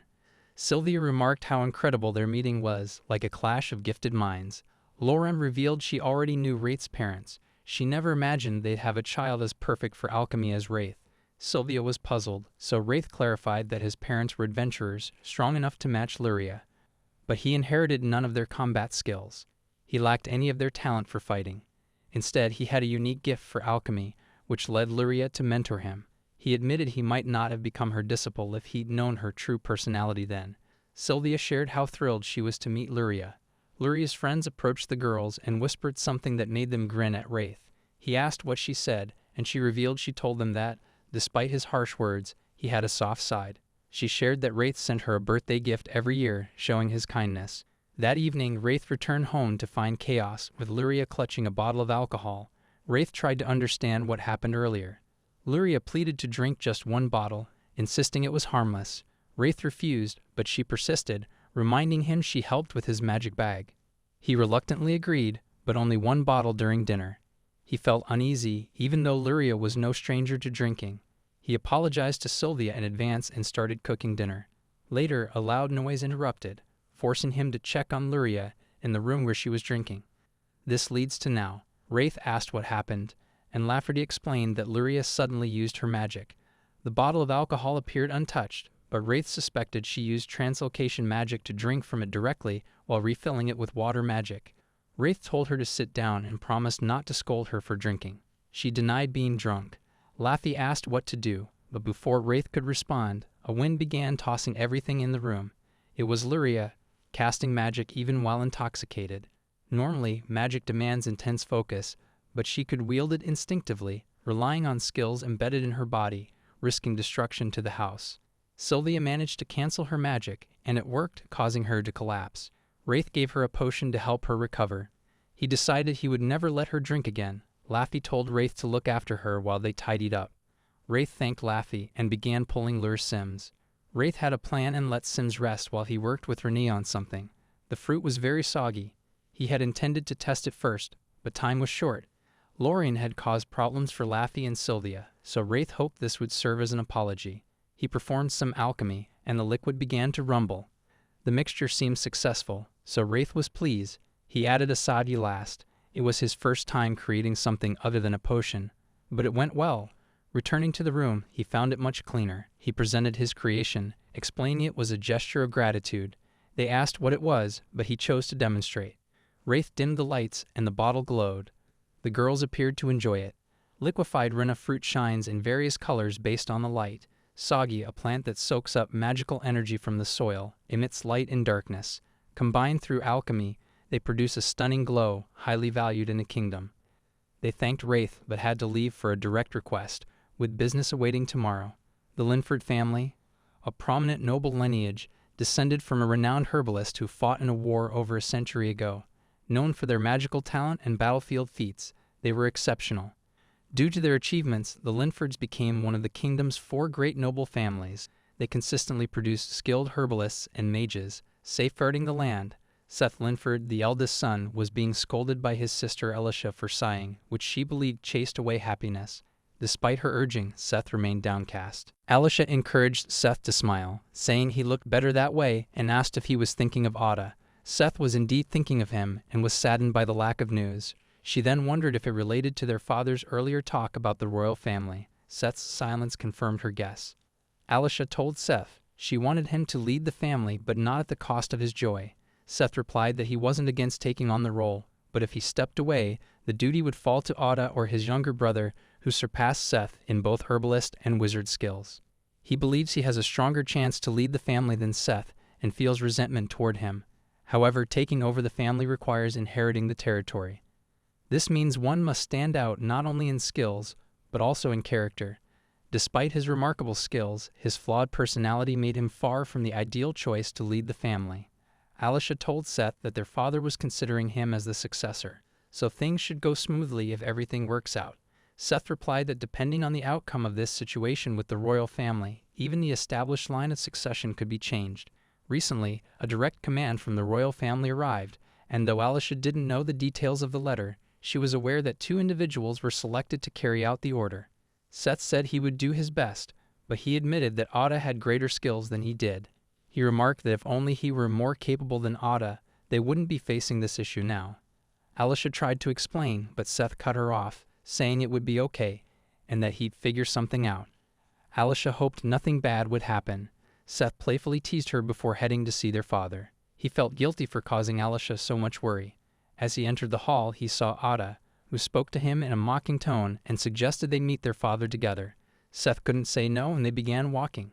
He couldn't refuse because he didn't know what Ada might say if he declined. As they walked, Ada talked about how this was a great chance to prove to their father who was better suited to take over the family. Meanwhile, Seth just wanted to focus on his own preparations. At the same time, at Wraith's house, Luria woke up after falling from her sleeping spot. To Wraith, she looked like a bug. She rubbed against him, asking him to look after her. No matter what she said, Wraith stared at her sternly. He told her to save her complaints for later and get ready because they were heading to the royal castle that day. The day they received a direct request from the royal family had arrived. Wraith felt it was important not to make a bad impression. Luria seemed relaxed, but Wraith gave her a chilling smile, reminding her they were late again because of her. Before getting ready, Luria thought about how nagging Wraith was and missed his kinder, younger self. With a snap of her fingers, she was prepared to go. She wanted breakfast, but Wraith said there was no time, and if she wanted to blame someone, she should blame herself. Luria complained about being hungry as they walked, but Wraith ignored her and asked how well she knew the royal family. Luria said she had defeated giant dragons for them, which gave her some influence. Wraith found this useful, but she explained that they didn't want her to cut ties so they could keep using her. She had left the kingdom because staying to do their tasks would have been a hassle. Wraith hadn't realized she had been through all that. Luria giggled and warned Wraith to be cautious as her disciple. She said the kingdom likely saw her as a free-spirited person who was hard to pin down for requests. Knowing this, they would probably turn their attention to her disciple next. In other words, Wraith might start receiving many requests in her place from now on. Wraith didn't want to be her errand runner. They reached a point where they could see the castle. Luria started running, excited about the possibility of food there. Wraith tried to stop her, but it was no use. She was like a child. There was a chance no food would be prepared, which could upset her. When they reached the gate, Wraith was amazed by its size. Soldiers stopped them, but after showing the royal family's letter, the soldiers quickly apologized and guided them inside. As they walked, Luria mentioned that the dragons were as big as the castle. Wraith was stunned, but then someone bumped into him. It was Ada, who insulted them as commoners. Luria was angry and demanded to know what his problem was, as they didn't know him. Wraith wondered if Ada had also been summoned to the castle. Ada claimed it wasn't his fault, saying he had already apologized, yet he still pushed Wraith on purpose. The maids entered and expressed regret for the delay. Wraith felt uneasy about the situation. Inside the room, they found Seth and Ada already present. Wraith was puzzled that they were placed in the same waiting area as nobles, including the man from earlier. Luria, unbothered by the others, was preoccupied with her hunger. Seth rose, greeted them with a smile, and offered snacks. They thanked him, shared their names, and asked about their purpose. Wraith explained he was Mimi's disciple, there to fulfill a request. Seth noted that Wraith was similar to them, as he and his brother Ada were acting on royal family orders. This prompted a laugh from another, who remarked that nobles like Seth shouldn't mix with commoners, as it might tarnish their status. Seth sharply replied that it was none of his concern, though he seemed unaffected by the retort. Wraith noticed their tension but only wished to return home. With preparations complete, they were set to proceed. Ada suddenly appeared among them, apologizing. Seth expressed regret for his brother's actions. They entered, and the royal family's father instructed them to relax. Luria greeted Wilbur warmly, jokingly asking if he'd aged. After a brief pause, Wilbur admitted age was catching up. Luria asked why they were summoned, doubting it was for casual talk. Wilbur noted that the Linfords present already knew the reason, but he'd clarify for Luria, James, and her disciple, who were unaware. He had a single task: retrieve the crystal dragon, the nation's emblem. Worshipped for over 300 years, this rare dragon produced crystals. He urged them to save it, as its crystals, usually flawless, were now darkening and deteriorating. The dragon's body was gradually shrinking. Luria clarified the goal was to heal it. Though rumors suggested uncertainty, another stepped forward, assuring the king he'd heal it. Annoyed by his confidence, Luria declared her disciple could certainly succeed too. The king was taken aback by Wraith's youth. Luria insisted Wraith was more skilled than the other young man. Wraith asked her not to set high expectations and vowed to the king to do his utmost. Luria, ready to focus, inquired if such an issue had occurred before. The king confirmed no prior instances. Luria requested details on the dragon's diet and habits. He explained it consumed metals and often roamed the yard or castle with his daughter. Wraith expressed a desire to inspect it closely. The dragon appeared restless but remained still. Wraith carefully analyzed it, noting its reactions. The king asked if he'd discovered anything. Wraith suggested the dark discoloration stemmed from tiny metal particles within the crystals, despite the dragon typically digesting metals fully. Wraith theorized that the dragon was either failing to digest metals or something was occurring post-digestion. He explained its insides were clogged, with undigested metals obstructing vessels. Normally, Dissolved metals reached the body's surface, but now blockages prevented proper flow.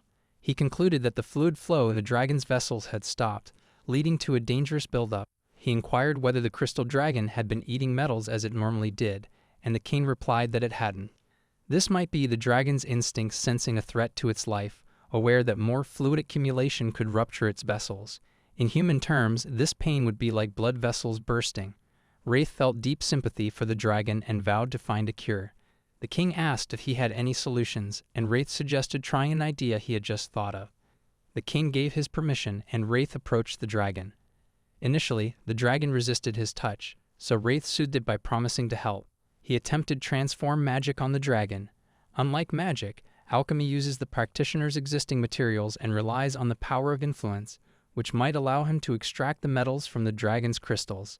However, this ability had its limits, and Wraith's influence, though stronger than Luria's, failed to affect the dragon. Wraith realized it wouldn't be so easy. Luria urged him to try another approach. Wraith apologized to the king, explaining that this was all he could do for now, and promised to return later with a solution. Before leaving the castle, Wraith was cautioned by someone not to act impulsively. Seth appeared, wanting to discuss a deal with him in the next chapter.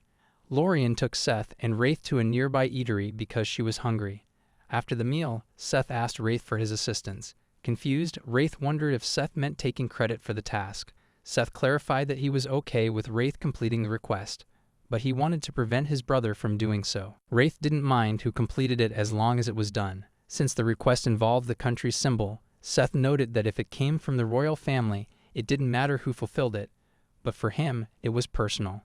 He revealed that he was the eldest son of a prominent noble family, expected to inherit leadership.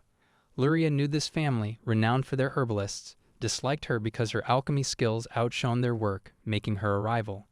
The issue was that the outcome of this request could shift the family succession to Seth's younger brother, which he desperately wanted to avoid. He sought Wraith's collaboration to prevent this. Ray considered the proposal and agreed, seeing it as a chance to gain more funds for his shop. Unlike Ada, Seth was kind and modest. Wraith was curious why Seth was so determined to lead the family. Seth explained that his younger sister supported his claim, and he didn't trust his brother with the responsibility. Those nearby teased Seth for his sweet motive, embarrassing him, but Wraith called it a noble reason. Wraith noted that Seth was approachable for a noble. Though Seth avoided seeming aloof, he wondered if he should be more reserved.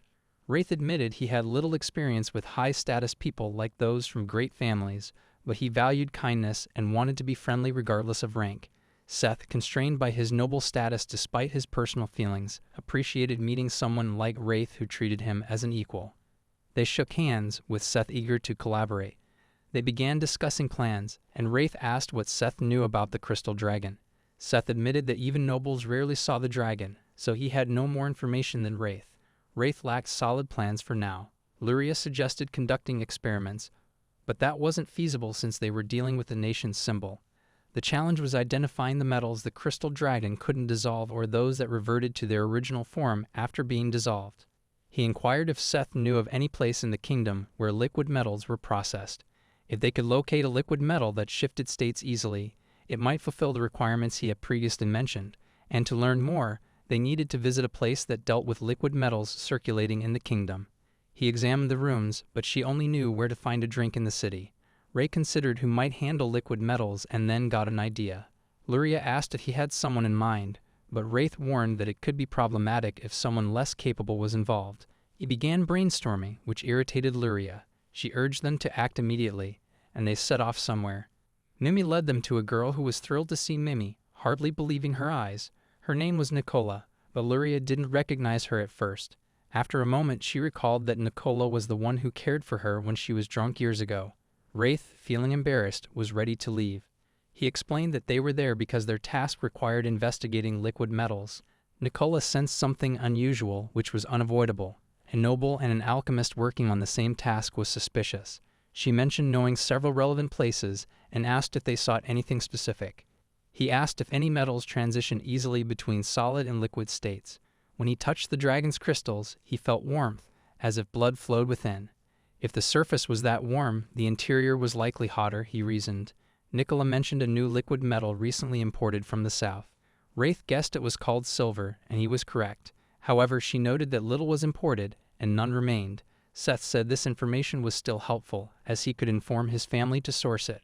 Wraith doubted it would work, noting that acquiring silver was largely a matter of chance. Silver was found only in volcanic regions, alongside another metal that looked nearly identical and was indistinguishable under normal conditions, as silver white was a liquid metal. It could be identified in its liquid form when the volcano was dormant, but volcanoes with silver were inhabited by spirits. Spirits resided in natural phenomena and were visible only to those with strong magical abilities. These spirits could also affect volcanic activity. Nicola apologized for not offering more help, but Wraith assured her she had been very helpful. He asked her to assist in searching for any silver still in the kingdom. He offered to let her have Lorraine's in return, and Nicola eagerly agreed to help. Wraith instructed Seth to try sourcing some through his family or check if the royal family had any left. 5 days later, they had no success. Wraith asked again if they found anything, but Seth's efforts failed, and the royal family had none left. Nicola also failed to find any. Wraith decided to seek it directly from the source. Distinguishing it from the similar metal would be challenging, even with his analysis. He asked if Laramie could cool the silver with magic, but she couldn't. She suggested it might work in a spirit-free area, but she was wary of interfering with their power. However, she said she could manage if the spirits permitted her to use magic. Wraith was amazed she could communicate with them. She explained that spirits of major natural phenomena were sometimes intelligent and hopefully friendly, or they risked being incinerated. Their best option seemed to be negotiating with the spirits. Wraith inquired if she could defeat their enemies if they turned hostile, but the response was discouraging. He realized he needed to take action. He mentioned that if his mentor couldn't overcome them, they'd need to craft a magical device to triumph, specifically one that boosts magical energy. He also planned to create a ring to enhance magical strength. Luria admitted she didn't know any magic circle for that purpose. Wraith revealed it was a new idea he developed in her absence, confident she could easily construct it. Luria protested, saying such a complex magic circle was beyond her skills, and only Wraith could manage it. In the following scene, Wraith prepared to begin the process. Unable to use magic himself, he relied on Seth and Luria to assist with testing. He revealed the scarlet crystal, not an alchemical substance, ideal for magical enhancement. As he began drawing the circle, Seth felt uneasy about the endeavor. Once finished, Wraith asked who wanted to try it first, and Seth hesitated. Luria volunteered. Seth questioned if it was safe, and Wraith assured him it only emitted light, harmless to anyone. When Miriam touched the circle, their eyes gleamed from the intense brightness. In the next chapter, Sylvia and Laffy noticed a flash from their house and rushed inside. The light magic test on Wraith's magical enhancement device caused severe eye damage to the three from a light as bright as a second sun. Laffy remarked they were lucky to have been nearby. Sylvia prepared dinner and asked if they could move. Luria struggled to stand at the mention of food. Seth reminded Wraith of his earlier concerns about safety. Wraith apologized but noted they'd proven the magic circle's power directly. Seth retorted he'd rather not have experienced it personally. Wraith's abilities seemed extraordinary, as no ordinary alchemist could achieve such feats. Noticing Laffy and Sylvia's curious looks, he introduced himself. Observing Laffy's expression, Wraith explained he met Seth while working on a royal family request, and their injuries stemmed from an experiment tied to it.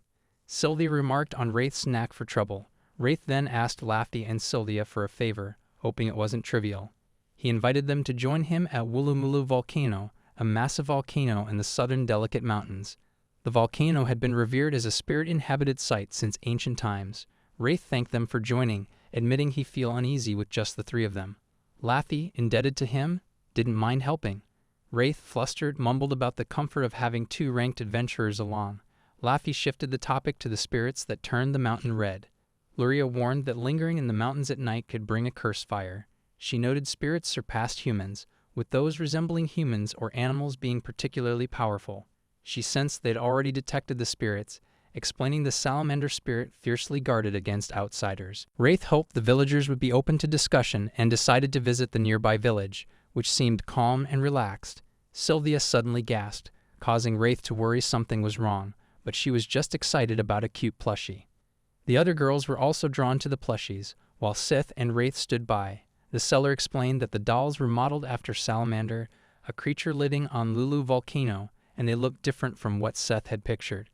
The seller warned that climbing the volcano was impossible now, pointing out the red, distorted surroundings visible from the village. This was due to Salamander's power, which made the volcano too hot for humans, drying them out in minutes. However, if they insisted on going, they'd need to wait for Salamander to sleep. Wraith pulled an item from his pocket, suggesting they could use it to solve the problem. The seller cautioned that magical deception wouldn't shield them from Salamander's power, but Wraith wanted to test it anyway. The seller laughed and wished them luck as they left the shop. Meanwhile, Salamander was furious that humans dared to enter his domain, confident they couldn't withstand his heat. As the group approached the volcano, no one was sweating, and Wraith was pleased his plan was working. He had given everyone a ring of impact resistance and 3 magic strengthening rings, but each could only be used once, so he urged caution. Seth questioned how these devices protected them when magic alone couldn't. The group trusted Wraith's plan and said they were fine, but a sudden voice declared it wasn't okay. Wraith asked if anyone else heard it, but Laffy hadn't. Sylvia asked how far they needed to go, and Luria said it depended on the spirit's location. Wraith wondered if attacking the mountain randomly might provoke the spirit to appear. To demonstrate, Wraith jokingly kicked a stone, but a monster unexpectedly emerged. Laffy scolded him for drawing monsters, but Wraith, surprised, called the creature short-tempered. Shockingly, the monster protested, denying it was short-tempered. Wraith heard it speak, but Laffy insisted monsters couldn't talk. The monster began spinning, prompting Laffy to draw her sword and attack. Loring noted the tough terrain and the monster's rock-covered back, identifying its uncovered belly as the weak point. Using his transformability, he targeted the belly, allowing Laffy to strike its weak spots. Laffy gripped her sword, leaped high, and struck the monster's belly, defeating it. After landing safely, she scolded Wraith for his reckless actions. Wraith argued they might reach the spirit by continuing this way, but Laffy's glare made him back down. Since Laffy was protecting him, Wraith couldn't argue and agreed to follow her lead. As they continued, they noticed the road was cracked. Luria suggested finding another path, but Wraith offered to create one using transformation. As he touched the ground to start, he heard the voice again, warning him not to interfere with its territory and refusing to allow it. Looking up, Wraith saw a massive bird diving toward them and shouted for everyone to run. He asked Laffy if she could handle it, but the bird didn't seem to be descending soon. Seth, recognizing the emergency, decided to use his ring. Seth struggled to wield his wind magic, but it abruptly faltered, slipping beyond his control and threatening to erupt. Within moments, a blast occurred, sending Seth plummeting. As he fell, he remembered a conversation with his sister before this journey, where he mentioned that Wraith would craft magical devices for them. His sister laughed, saying how wonderful it was to see Seth enjoying himself so much, noting it was the happiest she'd seen him lately. Seth replied that Wraith's ability to speak casually with someone from a noble family made it easy. Then his brother's command arrived, hurling insults and belittling him once more. Seth retorted that this matter didn't concern his brother, who coldly responded that Seth could degrade himself as much as he liked, but should be cautious tomorrow. His brother's departure left Seth questioning if he'd done something wrong, draining his hope and wills to live. In his mind, he apologized to everyone and surrendered to the fall. Unexpectedly, Wraith leaped after him to save him, stretching out his arm to seize Seth's wrist. Pulling Seth close, Wraith used his ring's impact resistance to land safely without major injuries. He checked if Seth was alright, and Seth confirmed he was, then pondered what had happened earlier. Seth suggested his brother likely used interference magic on him beforehand. Wraith questioned if such deadly actions were typical among siblings, but Seth, unsurprised, simply thanked Wraith for saving him. He then asked how they'd escape, as they no longer had Wraith's impact resistance ring or Seth's magic-enhancing ring. The volcano swarmed with monsters, so they needed to rejoin Laffy and the others, but from their position, they couldn't gauge their allies' status. Wraith considered waiting, but Seth called out, spotting a massive snake eyeing them. They fled from the serpent until they finally escaped its pursuit. Having run far, they were disoriented, unsure of their location. Since entering the volcano, they'd faced relentless monster attacks. Then Wraith heard a voice again, warning him not to interfere in its domain. He asked Seth if he'd heard a muffled voice since arriving, but Seth hadn't. Seth asked if Wraith had heard something, but Wraith dismissed it as his imagination. Noticing a red rock he'd seen before, Wraith mentioned it, but Seth noted the area was full of similar rocks. To be safe, Wraith marked the rock. They kept walking, only to find the marked rock again, confirming they were trapped in a loop. They sat down, brainstorming ways to escape. Wraith considered confronting whoever caused the loop, but being stuck made it challenging. Seth suggested that if spatial magic created the loop, specific coordinates might be linked. Wraith grinned, proposing they could disrupt those coordinates with a burst of earth transformation magic. Seth caught his meaning and tried to intervene, but Wraith declared that true men give their all. As Seth urged caution, an explosion interrupted them. Meanwhile, the girls wondered about their whereabouts. Sylvia asked what would happen next, and Luria sensed they were still on the volcano. Luria noted the magic's odd location, suggesting they were entangled in spatial magic, but as long as she felt their magic, they were alive. Sylvia questioned who else could wield such advanced spatial magic. Mimi glanced at her plushie, saying the salamander likely saw them as foes, making negotiation difficult. A loud roar echoed as a creature declared the area its territory, refusing to let humans act freely.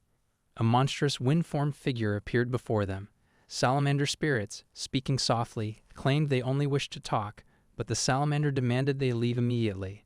Luria, Sims quietly told Sylvia to prepare her magic for any moment. Sylvia explained to the salamander that they had come to the volcano to find a specific metal found only there. She also asked him to free their two companions trapped by his magic.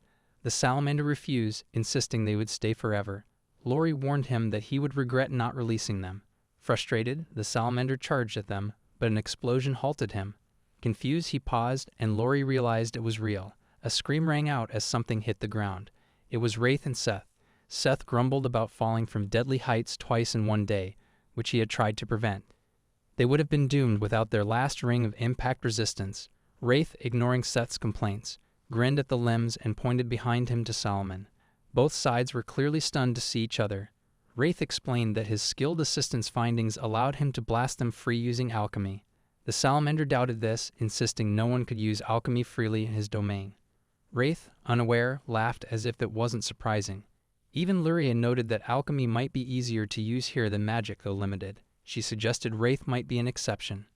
This enraged the salamander, who roared again. Luria instructed Sylvia to counter his magic as flames surged toward them. Wraith's ring shielded them, leaving the salamander stunned. The magic-enhancing ring from Wraith had amplified Sylvia's power tenfold. The salamander, now unrestrained, vowed to burn them all to ash. Luria, using her ring's power, struck the salamander. After the attack, everyone was shocked to see the salamander gone. Wraith spotted a small animal moving. It resembled Sylvia's doll. It ran toward them, but Sylvia caught it, delighted. The salamander, still inside, demanded she release him. Wraith was amazed, realizing this creature was the salamander. He wondered if this was its true form, but it explained it had simply overused its power. Luria Eames grabbed it, noting it was too weak to threaten them, and smiled. The salamander, briefly awed, then tried to bite her. Sims moved to hit it, but the others stopped her. As tensions eased, Wraith explained they came to the volcano for a specific metal. They needed the salamander to lift the magic on the volcano. Still defiant, the salamander saw no reason to comply with invaders. Sylvia, noting its stubbornness, gently told the salamander they needed something from the volcano and politely asked for his help. Moved by her earnest eyes, he relented, telling them to leave once they had it. Overjoyed, Sylvia hugged him tightly for agreeing. Wraith felt outdone by the salamander, and Seth sensed he disliked its attitude. The salamander dispelled the magic and led them to the silvery. He warned them against unnecessary actions. Wraith thanked him, and they collected the silvery. Later, Seth returned to the Linford residence, where his sister welcomed him. She inquired if he was injured, and he replied that with everyone's help, they had accomplished their goal. When Seth questioned her, she appeared puzzled. Ada approached and spoke to him confidently, as usual. Seth asked if he could use interference magic on him, but he denied it and pretended to be offended. Seth then asked about progress on his request, and he confirmed he was making headway. He advised Seth to stay patient and let him take care of it. Seth tensed, ready to retort, but noticed Alicia watching him. She asked what was going on and playfully pinched his cheeks. Seth explained that this wasn't the first time he'd acted this way, vowing to discipline him once he became Lord. Lucia expressed her concern for him, declaring that his trouble was to go shopping with her. Seth had no choice but to reserve a day for it. Meanwhile, Wraith explored the town, observing things after the volcano incident. Laffy and Sylvia returned home to begin their next task, while Seth visited his sister, and Lamb started drinking. He reminded Seth about their planned silver experiment, noting Seth's busy schedule. Luria was likely out all night, leaving him with one remaining issue. Entering a women's shop, he was nervous as the women whispered about his presence. He psyched himself up, reminding himself he was only there to buy gifts for Laffy and Sylvia. A woman's voice called out, asking if it was Wraith, and he instantly recognized Amelia. She questioned his presence in such a place, and he clarified he was shopping for presents for Laffy and Sylvia. Amelia seemed confused, so he explained they had helped him significantly recently. Noticing her sudden disappointment, she asked if he'd decided yet. Wraith admitted he was unsure what they'd find cute or like and asked for her assistance. Amelia eagerly agreed to help. He mentioned he was considering dolls as gifts, recalling that Laffy loved cute things, which was unexpected given her strength and boldness that could outshine any man. Amelia cautioned him not to say that in front of her. Wraith noted that Laffy had previously rejected an accessory he offered, fearing the same might happen with a doll. Amelia gave him an odd look, suspecting Laffy was too shy to accept it. She found it amusing to keep this from him and chose not to explain. She offered to select a doll, and Wraith was relieved, but she picked the ugliest one in the store. Wraith couldn't tell if the doll resembled a mouse, fish, or chimera, while Amelia found it adorable. He showed her a rabbit doll and asked her thoughts. She considered it briefly, then insisted her choice was better and that Laffy would love it. Wraith overlooked that people have different tastes in cute things, and he found the doll unappealing, which frustrated him. Since Amelia had taken the effort to help, he couldn't refuse her choice outright. He devised a plan to buy both dolls and avoid giving the strange one to the girls. The following day, he visited Laffy and Sylvia's home and presented their gifts. Laffy blushed and thanked him softly, while Sylvia expressed proper gratitude, noting Laffy's love for cute things but her shyness to buy them, confirming Laffy's joy. Wraith was pleased they liked the gifts, but Luria appeared behind him, visibly upset. She demanded to know what those hideous things were. He admitted he didn't want to buy them either and mentioned a second gift. To make the gifts more practical for their adventurer lifestyle, he proposed crafting weapons for them, which piqued their interest. Wraith hadn't crafted weapons since arriving in the capital, but he was confident it would go well. He chose to forge a sword first and asked Laffy if she had any specific requests. She told him it just needed to be sharp and durable. Given Laffy's exceptional physical strength, her weapon had to be tough enough to match her abilities. If the sword could withstand her swings without breaking, Laffy wouldn't cause any issues. Wraith asked to see her current sword, which she showed him. Laffy relied heavily on her swordsmanship and strength, and her sword was heavy because she felt light weapons lacked impact. Considering the sword's weight, blade thickness, grip, and length, Wraith decided orichalcum would be the best material. Laffy protested that such a valuable material wasn't necessary, but Wraith assured her it was fine since he rarely used it himself. He placed charcoal and orichalcum into the furnace, heating and removing the orichalcum several times. As the orichalcum began to glow, he applied material strengthening and hammered it, transferring light from the hammer to the metal. Finally, he used transform magic and let it cool. While waiting, he started on Sylvia's staff, asking her for preferences. She requested a staff light enough to not hinder her movements. Sylvia's staff needed to do more than just aid a mage's magic activation. It also had to amplify magical power. Typically, such staffs were made with ores that conducted magic well, making them heady. Wraith considered mithril but wanted to experiment with another material. The key to a staff was the part where magic flowed through it. Instead of using a standard magic gem, Wraith had a unique idea. He used materials from his magic-strengthened rings, adding a touch of holy water to complete the staff. Sylvia was amazed at how quickly he finished it. Wraith explained that crafting a staff was much simpler than a sword, allowing him to complete it rapidly. Since the sword needed more time, Wraith suggested Sylvia test her staff immediately. He asked Laffy if she could wait until the next day for her sword, and she agreed. They went outside to find slimes for a request, and Laffy and Sylvia felt nostalgic, as it had been a while since they hunted slimes together. When they encountered slimes, Wraith asked if the creatures resisted magic or physical attacks. Laffy explained that a fast sword swing could still cut them, but since they were there to test the staff, Wraith advised restraint. Sylvia began testing her new staff with wind magic. Wraith recalled that skilled mages could use wind magic to slice monsters in half. Sylvia attempted to cut the slimes but ended up splitting the ground instead, surprising everyone with the staff's power. Wraith decided to collect the slimes, noticing Laffy seemed uneasy.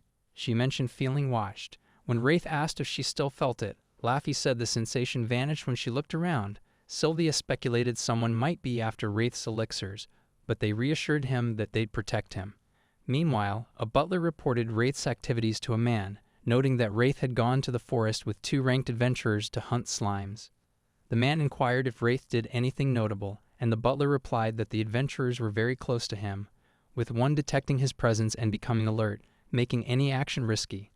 The unnamed man instructed the butler to continue observing and act if an opportunity arose, waiting for Laffy and Sylvia to leave Wraith alone. The next day, at Wraith's house, Laffy and Sylvia were present. Wraith struggled to carry Laffy's new sword due to its weight, but Laffy lifted it effortlessly and thanked him. When Wraith asked if she wanted to test it, she said she didn't need to, trusting its quality because Wraith made it. After receiving a request to leave, the group departed, leaving Seth and Wraith alone. Seth remarked on the trust they placed in him, which made Wraith shy and eager to shift the conversation. They had finally obtained the silver they sought, a valuable material requiring careful handling. They opened the box and placed the silver inside. Abruptly, the lights went out, and something knocked Wraith back. Seth quickly recognized this as a magical assault and realized others were present.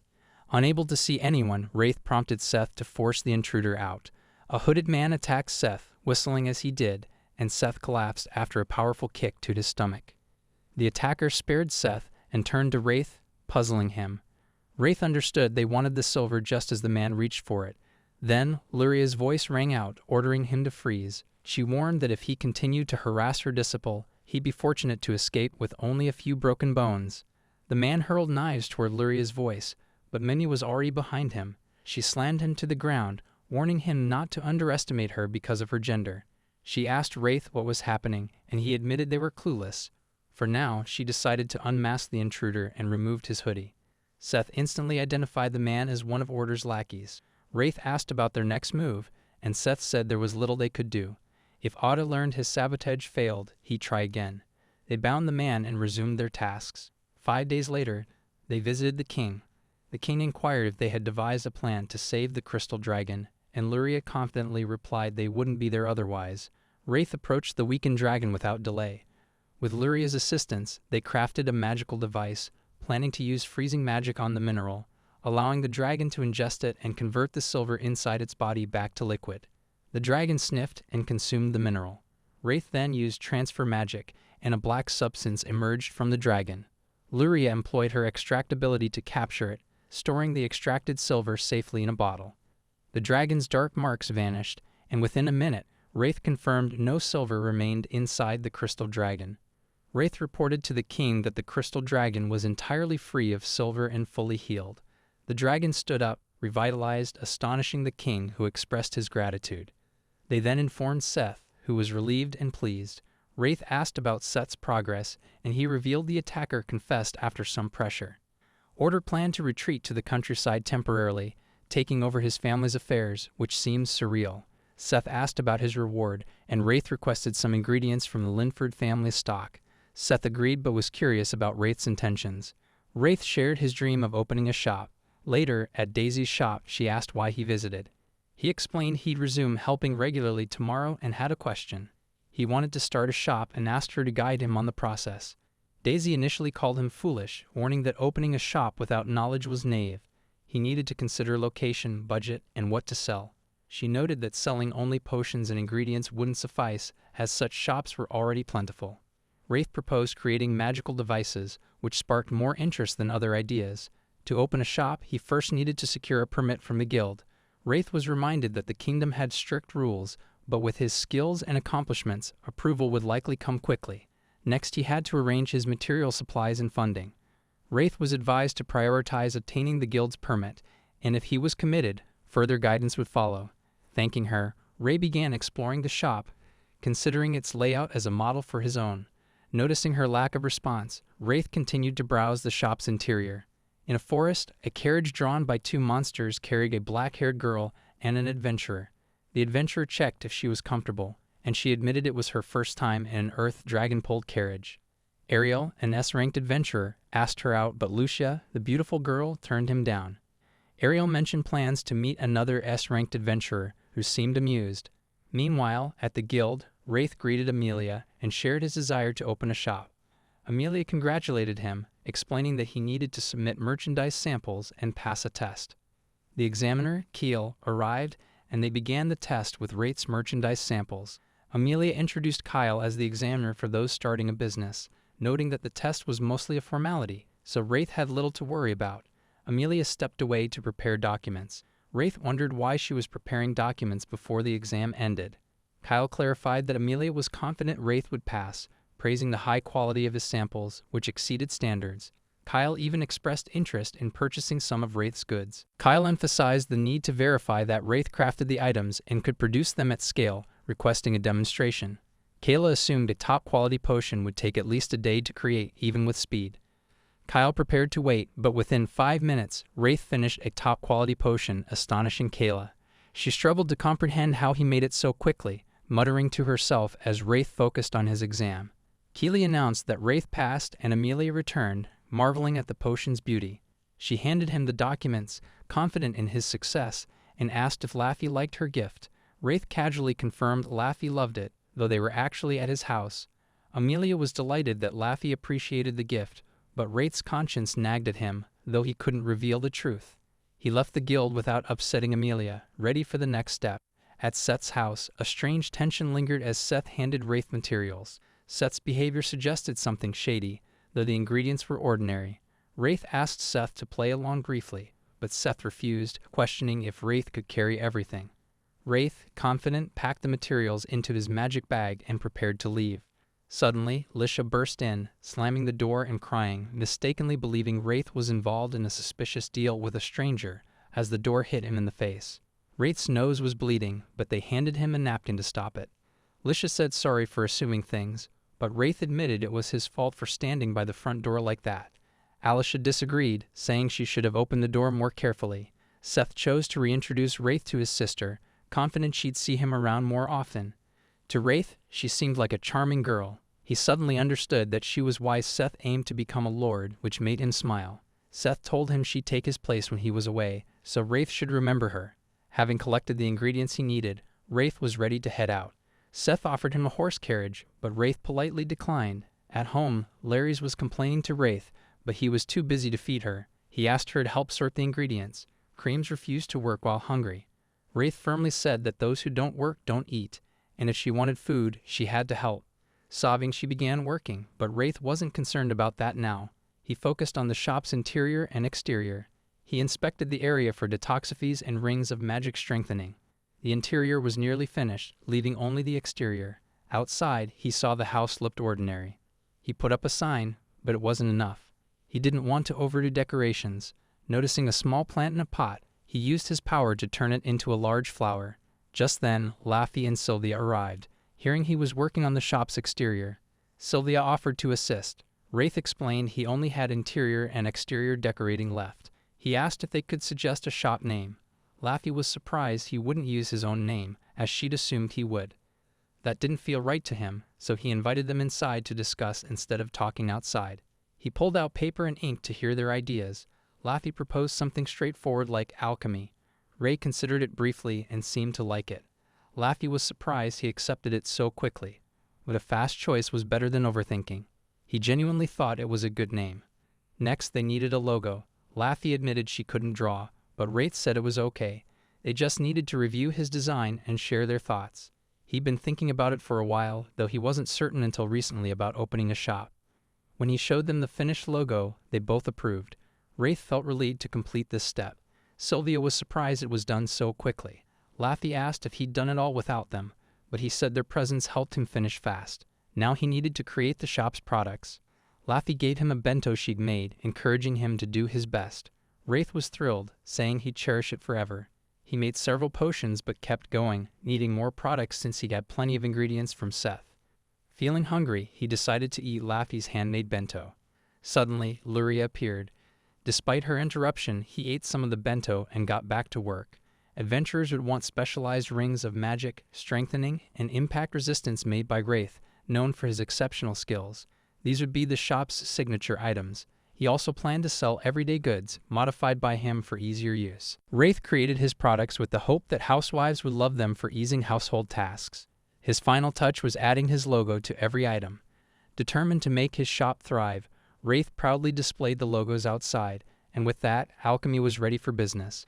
It was early morning, so no customers had arrived yet, but he was confident the shop would bustle within a couple of hours. Convinced his high-quality products would sell well, Wraith was shocked when, after 3 days, the shop remained empty. Daisy visited and noticed his gloom, asking why he was so down. Overwhelmed, Wraith broke down in tears, lamenting his lack of customers. Later, Daisy returned to check on Wraith's shop and asked how business was going. Wraith explained that he had put up a sign, spruced up the shop's interior, and designed a logo, but still had no customers, which was driving him mad. Daisy pointed out that sitting idly wouldn't solve anything and asked if he had tried anything else, like actively attracting customers or using his reputation to promote the shop. Clearly, Wraith hadn't made any effort to draw in customers. Daisy was shocked he complained about no business without taking action. She noted that potion shops were common in the capital, and an unknown shop with nothing unique couldn't compete. She reminded him of his fame and suggested he couldn't afford to ignore that advantage. Wraith seemed to grasp what he needed to do. He asked Daisy about her experience when she opened her shop. She shared that her adventuring contacts spread the word about her shop through the guild, helping her build a customer base. Wraith liked the idea of using social connections to promote his shop, realizing it was feasible for him. Daisy added that Wraith's top-quality products would likely gain traction naturally, even with minimal effort, as long as he secured a few customers to spread the word. She emphasized the importance of actively working to attract those initial patrons. Wraith, now clear on his next steps, eagerly began putting his plan into action. Daisy encouraged Wraith to keep pushing forward, jokingly saying he didn't need it but wishing him luck anyway. As Wraith set off, he reflected on Daisy's advice and decided to find someone skilled at spreading news. Just then, a girl named Lucia approached, asking for directions to the Adventurers Guild. Ray found Lucia charming and guided her to the guild. She thanked him and continued on. The fox on her head spoke, noting it was lucky Ray knew the way, and now they just needed to buy potions to make some money. Lucia kept glancing at Wraith. The fox asked if something about the young man intrigued her, as she rarely showed interest in others. Lucia guessed Wraith was an alchemist. The fox remarked that he seemed young, likely around Lucia's age. The fox yawned, saying he trusted Lucia to handle things and was ready for a nap. He told Lucia to wake him if anything happened, then dozed off. Meanwhile, Lucia tried following Wraith's directions but got lost. A week later, at the Adventurers Guild, Wraith wondered if the girl he'd helped had made it there. Wraith recalled the three-tailed fox on the girl's head, thinking it would make a striking mascot for his shop. Lost in thought, he didn't hear Amelia calling him. He apologized, explaining he was caught up thinking about some ideas. Amelia noticed Wraith's serious expression and asked what was on his mind. He brushed it off with a giggle, saying it was nothing major. He mentioned that he had finally opened his shop, but it wasn't performing as well as he'd hoped. Amelia found this unexpected. Laffy joined them and remarked that she thought his shop would be so busy he'd struggle to manage. Wraith admitted that running a business was tougher than it looked. Laffy asked if he had any strategies in mind. He shared that he'd gotten some advice from Daisy, like creating a mascot or featuring a poster girl, but he was still mulling it over. Laffy nodded, understanding that it was really weighing on him. Amelia entered the room and apologized to Wraith for making him wait. She handed him some papers, stressing that he handled them with care, as they were important documents for his shop. Wraith said he was finished there and prepared to leave. He wished Amelia and Laffy good luck, and they returned the sentiment for his shop, but Wraith was unable to exit the room. Suddenly, someone burst in, shouting that Shine had returned. The room was filled with shock as people tried to make sense of the commotion. Some recognized the man, noting they hadn't seen him in a while. Wraith overheard someone mention that he was one of the few ranked individuals. Meanwhile, Laffy was trying to avoid being noticed by him. Sylvia asked Laffy what she was doing, but Laffy just shushed her. Sylvia observed that she'd never seen Laffy look so serious, not even during their volcano mission. Wraith tried to figure out what was wrong, despite Laffy's efforts to conceal the man, Ariel, who had burst in and spotted her. Wraith asked if Ariel was the ranked person who had slammed the door open. Ariel greeted Laffy, asking how long it had been and if she was doing well. Laffy privately thought he was a jerk but simply replied that it had been a while. Ariel then got down on one knee and asked her out.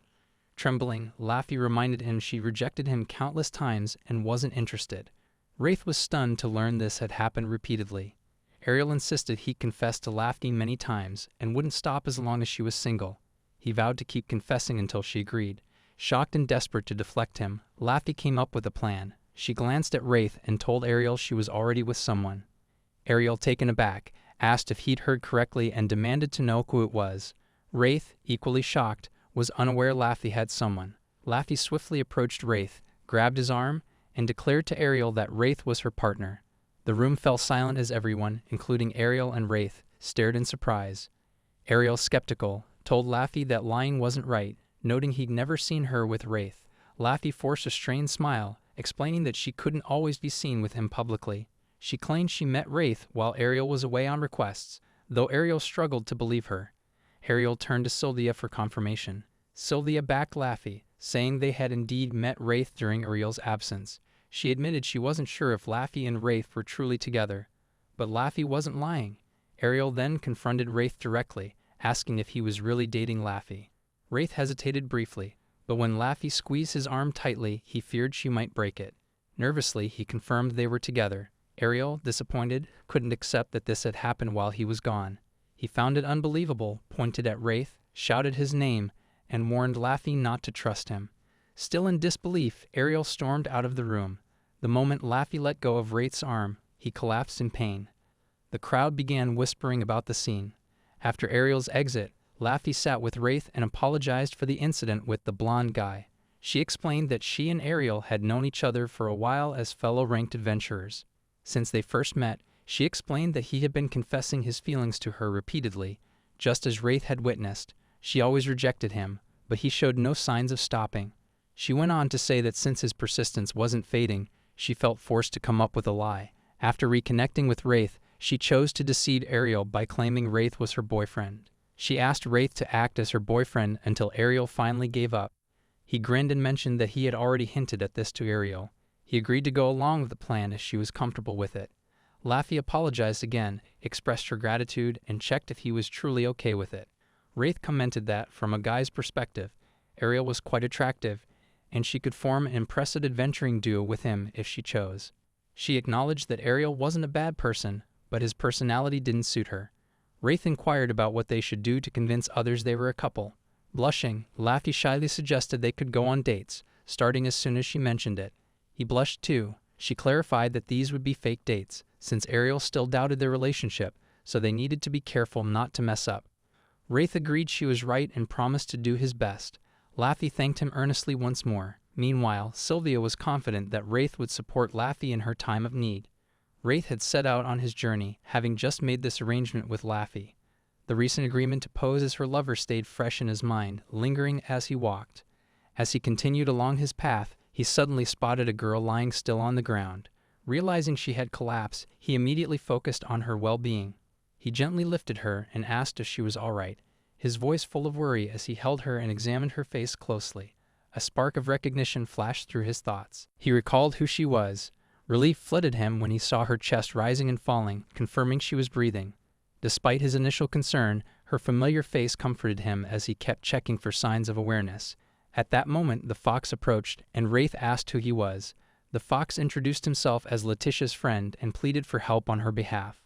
Wraith was stunned that the fox could speak. The girl seemed to be trying to say something. Wraith quickly leaned closer and asked if she was okay. She was struggling to ask for help, her stomach rumbling as she admitted she was hungry. Wraith fetched bread for her. The fox explained that they had been swindled out of all their money, leaving them unable to buy food. Wraith sympathized with their situation. After she ate the bread, he asked who she was. She introduced herself as Lo, and the fox, named Mimi, revealed he was a spirit. Wraith remarked that it was rare for a spirit and human to be companions. Mimi shared that he had been with her for a long time. He described Lo as like a daughter to him. Wraith found it intriguing that a spirit would consider a human his daughter. He asked what their plans were moving forward. Lo explained she was searching for an alchemist named Wraith. Wraith looked surprised. He was even more shocked when she clarified she was looking for someone named Wraith, and he revealed he was Wraith, asking why she sought him. She expressed her desire to become his disciple. Wraith was initially stunned, but then voiced his shock loudly.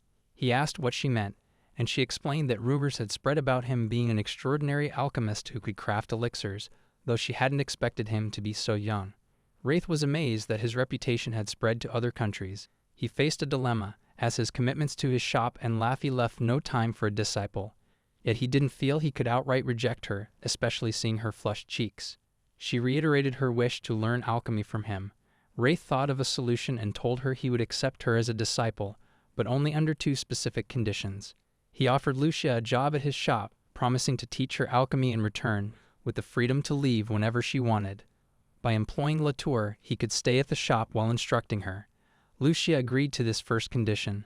His second request was for the spirit to serve as the shop's mascot. The spirit, unsure about the role, learned from him that a mascot simply stays in the shop, where customers might chat with or try to pet it. The spirit, proud and hesitant about human interaction, was still an appealing choice as a talking fox, making the shop unique. Letitia, with hope in her eyes, asked the fox again, and unable to resist her, the spirit agreed. Wraith inquired how long she'd stay in the capital, and since she hadn't decided, he offered her a place at his shop until she sorted out her living situation. At home, Luria was shocked to see Wraith with an unfamiliar girl. He hushed her and explained that the girl would work there from now on. As they climbed the stairs, Letitia asked about the woman, and he clarified that she was his mentor who also lived there. He showed Letitia her room and then tested her alchemy skills using a black crystal, a device from her homeland that measured an alchemist's ability through sublimation. When she touched it, the crystal sparkled brightly. For a skilled alchemist, clearing the crystal to 70% was impressive, but Letitia reached 90%. Curious, Wraith tested himself, never having measured his own power before, but the crystal glowed intensely, causing him to collapse in pain. Letitia checked on him, and he was fine. He wondered why the crystal broke, and Letitia suggested he might have overloaded its capacity, a first for her. She asked to see him craft a magical device, surprising Wraith, who expected her to request potions. Lucia clarified that while she made potions, her specialty was magical devices. When he asked what device to make, she left it up to him. Given the summer heat, he chose to create a cooling device using a large sheet of paper, a pen, and a necklace.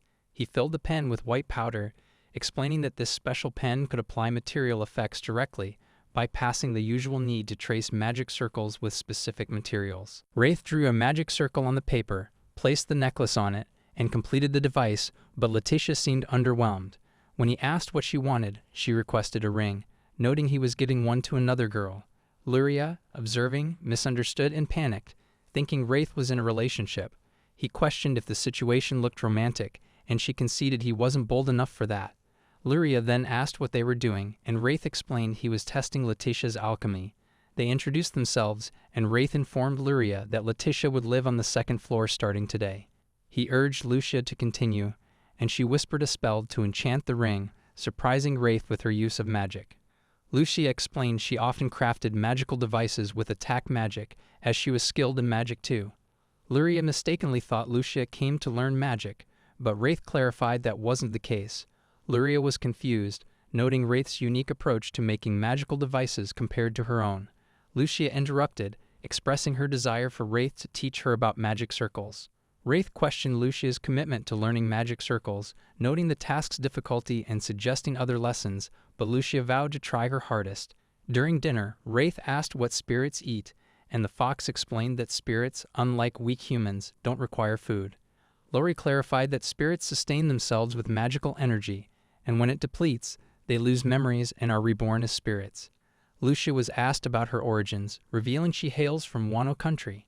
Wraith was unfamiliar with it, but Luria had visited and described its luxurious alcohol and snacks with a unique flavor. She noted the place felt distinct, evident even in the architecture of its buildings. Wano country valued politeness highly, which intrigued Wraith about Lucia's hometown. Larry's observed Lucia's youth and asked if she had always studied alchemy.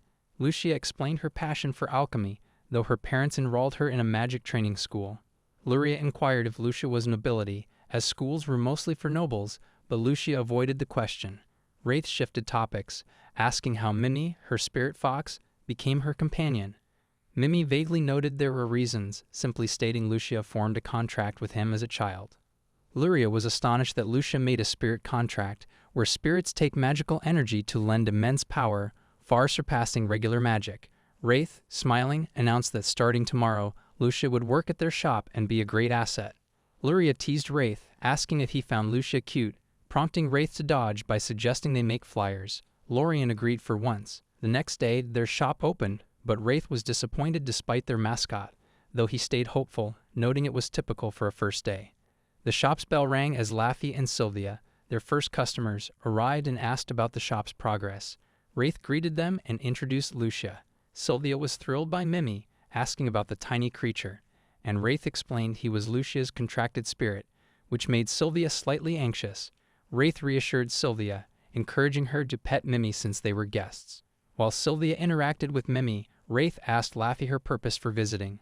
Laffy, a bit shy, mentioned discussing their pretend relationship, where Wraith acts as her partner.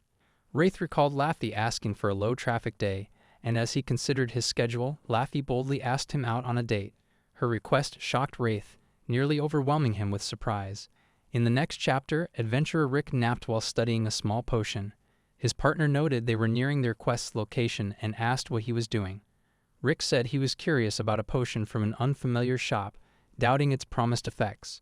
His partner was stunned he bought such a thing, especially a physical ability enhancement potion. Rick admitted it was odd but trusted the shopkeeper's honesty. He drank the potion to test it against a giant poison spider, dodging its venom with an unexpectedly high leap. He pondered whether the potion was responsible for his enhanced abilities and chose to verify it. With ease, he sliced through 2 of the spider's legs and landed firmly on the ground. It became clear that his speed, agility, and control were vastly improved. Amazed by the potion's effects, he gained confidence and single-handedly vanquished the spider without assistance from his partner. As he effortlessly defeated the creature, his partner's first question was about the identity of the potion's creator at the shop. Wraith inspected the potion inventory and arranged the new items prominently. Satisfied with the organized setup, he noted it was nearly time to open the shop. As he grasped the door handle, he remarked to Luria that they likely wouldn't see many customers today, but should still give their all. Luria nodded in agreement, and as he slowly opened the door, he was stunned to see a large crowd eagerly waiting for the shop to open. Wraith was in disbelief and questioned what was happening, suspecting it might be a dream that would vanish once the door was fully opened. However, when he opened it, he was overwhelmed by the flood of customers. They purchased so many items that the shelves were bare well before closing time in the now empty store. Wraith and Lo Shou, catching their breath, struggled to comprehend the sudden surge of business. A customer approached, asking if they had sold out. Wraith confirmed that a huge group had just cleared their stock. Curious, he asked if she knew why so many people had come. Surprised he was unaware, the woman explained that rumors had spread over the past few days about a shop selling remarkable potions and magical devices. Items bearing flame marks were especially trusted. As Wraith processed this revelation, the woman inquired if he accepted orders. He confirmed he did, took her order, and thanked her. Wraith hadn't anticipated that the logo he designed would so effectively boost the shop's popularity, and he felt elated. Eager to capitalize on the momentum, he resolved to produce more items while they still had ample materials. After closing the shop, Lucia and Mimi were visibly drained. Wraith commended their efforts and warned that tomorrow might be equally hectic. Though they seemed weary of the workload, Wraith reminded Lucia of her commitment, prompting her to reluctantly agree to do her best. That evening, Wraith had a date with Laffy, arranged to pursue Ariel, which left him anxious despite the pretense of being her boyfriend. Laffy arrived at their meeting spot, and Wraith flushed upon seeing her. She apologized for any delay, her shyness mirroring his own.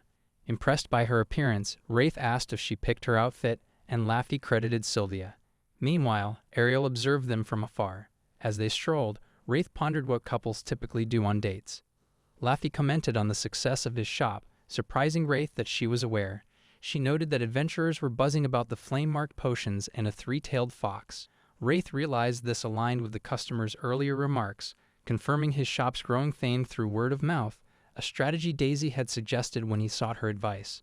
Lucia and Mimi also contributed to the shop's popularity, charming customers of all ages and genders.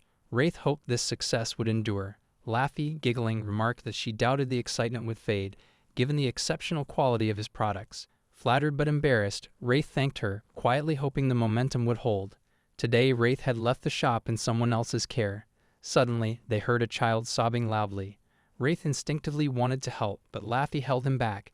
Moments later, Ariel appeared, offering the child a flower and saying that crying didn't suit her lovely face. Despite his kind gesture, the child's distress persisted, and she continued to cry. Wraith was curious about the strange way the man dressed and chuckled, thinking he must have been following them. Guards arrived and took Ariel away. Laffy urged they should escape while they had the chance. Wraith hesitated, noting the man seemed unwilling to give up on her. She mentioned she had a plan. She described an annual festival in the capital, highlighting its incredible parade and the unique shops that appeared. She explained that Sylvia had been pestering her to attend the festival together, just the two of them. Since Ariel was likely to keep watching them, appearing together at the festival might convince him they were a couple. Wraith agreed, noting that festivals were classic for dates and he was okay with the idea. Laffy was also fine with the plan if he was, so they decided to go through with it. After a brief pause, Wraith realized that since Ariel had been taken away, continuing their current date was unnecessary, so they ended it. A week later, Lucia asked Wraith if he was really going to the festival. He replied that it was already noon, so the crowd should be more manageable. Lucia felt nervous about going alone, but Wraith reassured her and complimented her confidence. During their last date, Wraith had struggled to take charge. Feeling embarrassed about it, he was determined to make this festival date a success.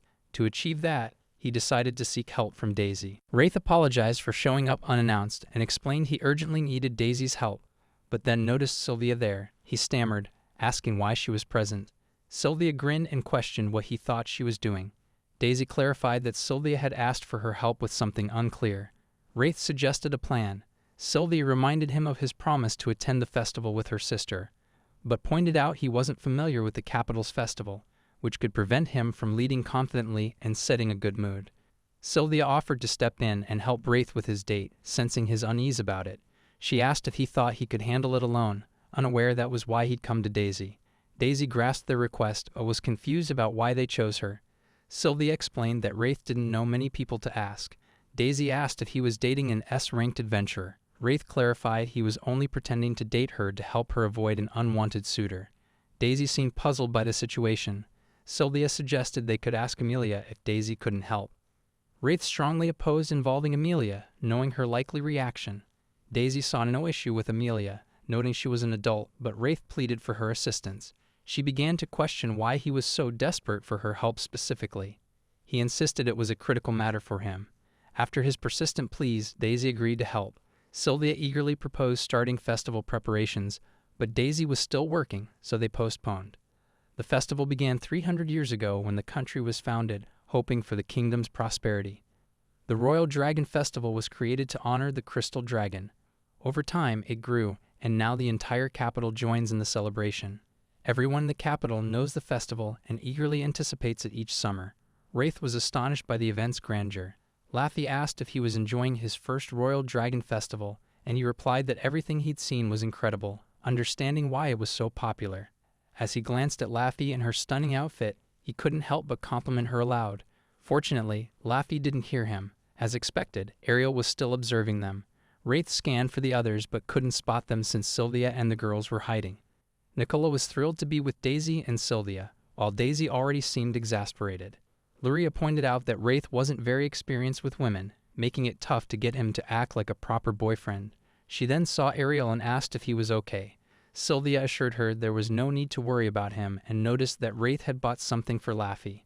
He got her candied apples, and when their hands touched, both blushed and jumped back. Lori and Sylvia were delighted watching Wraith and Laffy interact. Meanwhile, Nicola was trying to ask Daisy out, but Daisy firmly rejected her. Nicola found Daisy's strong attitude adorable, while Daisy just wanted her to leave. Sylvia and Luria were brainstorming ways to help Wraith and Laffy grow closer. A group of men approached and started flirting with them. Sylvia gave them a terrifying glare, making them shiver. One man explained they were just looking for fun, as it was their first time in the capital. Laura stepped in, saying they were also unfamiliar with the area and suggested the men ask someone else. The men persisted, offering to explore together. One grabbed Daisy's shoulder, claiming they could hang out, but a menacing voice demanded he let go, freezing his hand instantly. As the girls protected Daisy, Sylvia stared the men down. They insisted they only wanted fun, but Sylvia got serious and told them to leave. Sylvia was focused on helping her sister and Wraith, with no time to deal with random strangers. She considered causing an accident to freeze their legs and asked them to wait for a small request. Back at the festival, Wraith and Laffy were enjoying street meat. Wraith noticed shops from various places, and Laffy suggested buying unique creatures as souvenirs. He recalled Lucia mentioning she'd be at the festival, likely sampling food nearby. He hoped Luria Eames was just at home drinking. Suddenly, the men who bothered Sylvia and Laura appeared and started harassing Laffy. Wraith didn't think they were flirting, as they seemed scared and kept glancing behind them. Laffy firmly refused to go with them, giving them the same fierce look Sylvia had. Terrified, they fled. Wraith and Laffy were left puzzled by the encounter. Sylvia, seeing her plan fail, collapsed in frustration. Luria, unaware of the scheme, praised Laffy's bravery. Sylvia had hoped the situation would let Wraith protect Laffy from thugs, but Laffy was too tough. Determined, Sylvia stood up. deciding to focus on Wraith directly to ensure her sister's happiness. Sylvia told Luria they needed to bring Wraith and Laffy closer through physical contact. Luria was curious about the plan. Sylvia intended to use wind magic to nudge Wraith toward Laffy subtly. With the plan set, they combined their powers to create a gust that pushed Wraith closer to Laffy. Wraith stumbled, his face landing against Laffy's chest. He quickly apologized in a panic. Sylvia and Laura were thrilled, as this was their goal. Laffy and Wraith then spotted a game stall and checked it out. Wraith nervously played a ring-tossing game, thinking he'd missed, but the ring landed on the stick at the last moment. Wraith tried again and succeeded. Crowds gathered around him, but he was confused, unaware of how he won. Sylvia and Luria had secretly helped him. Noticing the growing crowd, Luria remarked that they might have gone a bit overboard. Sylvia agreed that his sister was getting into work mode and suggested they lure him since that seemed to be their only option. She proposed they enjoy the festival themselves, and Wraith mentioned finding a spot to sit for the fireworks after the game. Suddenly, he spotted Amelia approaching and, wanting to avoid her, said he'd grab some drinks, but it was too late to escape. Amelia, with a grin, asked where Sylvia was and assumed they were alone at the festival. Laffy tried to clarify by mentioning the situation with Ariel. Amelia acknowledged it but remarked on how close they seemed. She noted that the festival was a popular spot for couples. As she spoke, Wraith noticed fog forming and glanced at his hand. Wraith's ring of magic nullification suddenly cracked, indicating the fog was magical. Amelia collapsed, startling them both. Wraith checked her and confirmed she was fine, just asleep. Laffy was relieved but puzzled about the situation. Wraith suggested the fog might be infused with magic that induces sleep. Wraith was unaffected thanks to his ring, and when he asked Laffy how she felt, she said she was fine. She theorized that the fog's effect varies by person, urging them to act while they could still move. The fog covered a wide area, suggesting a powerful mage was behind it. Wraith wondered how many people in the capital remained awake. Laffy proposed searching for others who were still conscious. With no idea when the fog would lift, they decided to explore other areas. The fog was growing denser, and they might be facing someone as strong as, or stronger than, a mentor. Action was necessary. Wraith preferred Amelia's teasing over this crisis. As they walked, they saw everyone else asleep. Laffy sensed a presence and called out, revealing Ariel, who greeted them. Laffy asked if he knew anything, and he admitted he didn't, but speculated that those still awake, like him and Laffy, had high magic resistance, as proven by their status as ranked adventurers. Luria and Sylvia secured Daisy and Nicola in a safe place and began searching for Wraith. Laffy tried to track his magic, but found her own magic blocked. Sylvia struggled to sense her sister's magic to lure him, as two other magic sources, Laffy and another, interfered. Sylvia suspected the other source was Ariel, a ranked adventurer they were trying to lure. Sims recalled Ariel as the adventurer in love with Laffy. Sylvia confirmed her magic was holding up in the fog when asked. Luria decided to fly over as long as her magic remained effective. After some time, they located Wraith and the others. Wraith was stunned to see them arriving through the air and jokingly asked if they were drunk. A voice interrupted, and they prepared to attack, but it was Mimi, mocking their weakness. Wraith questioned why she was there and where Lucia was. Mimi explained that the fog was created by Lucia. Wraith was confused when Mimi mentioned Luria, but clarified it wasn't the usual Lucia. He asked if it was the quiet, expressionless Lucia who finds things bothersome. Mimi explained that the Lucia he knew was the light Luria. The one casting this magic was the dark Luria, a half-human, half-vampire hybrid. Vampires, a magical race from over 1,000 years ago, were known as rulers of the night for their blood-sucking and superior physical abilities. Their difficulty reproducing led to their decline into history. Mimi revealed that Lucia hadn't fully mastered her powers, and when low on blood or drunk, her personality shifts, causing her to go berserk. Mimi explained that Lucia was currently in her dark vampire mode, using her power to shroud the capital in fog. Wraith asked when this mode would end, and Mimi said it could last from half a day to over a day. As a hybrid, Lucia's power far exceeded a normal human's, and since she was Mimi's contracted spirit, Mimi couldn't intervene to stop her. Wraith pondered what caused her to lose control initially, and she explained that she had only consumed some alcohol, with Mimi encouraging her to drink. Wraith inquired if Luria had any thoughts, and she replied that no strategy was necessary. They simply needed to halt Lucia. Sylvia expressed concern about potential injuries, but Ariel intervened, assuring them he would handle it. Ariel gave a sly wink, stating his potions would make things more effective. With everyone resolved, Mimi urged them to follow her and took off running. Laffy offered Wraith her hand, saying flying would be quicker, while Sylvia grabbed Laffy. After a turbulent trip, they touched down. Wraith, unaccustomed to such flight, felt nauseous and saw his life flash before him. They spotted Dark Lucia hovering above. She appeared delighted, commenting on the tasty-looking group below her. Her grin convinced Wraith this wasn't the usual Lucia, though he thought they might reason with her. Mimi cautioned them to stay alert, as Lucia wouldn't restrain herself. Lucia dismissed the need for caution. Luria courteously requested Lucia to lift the fog magic, scolding her for misbehaving and troubling the capital. Luria's tone shifted as she refused, even insulting her as an old lady, which provoked her.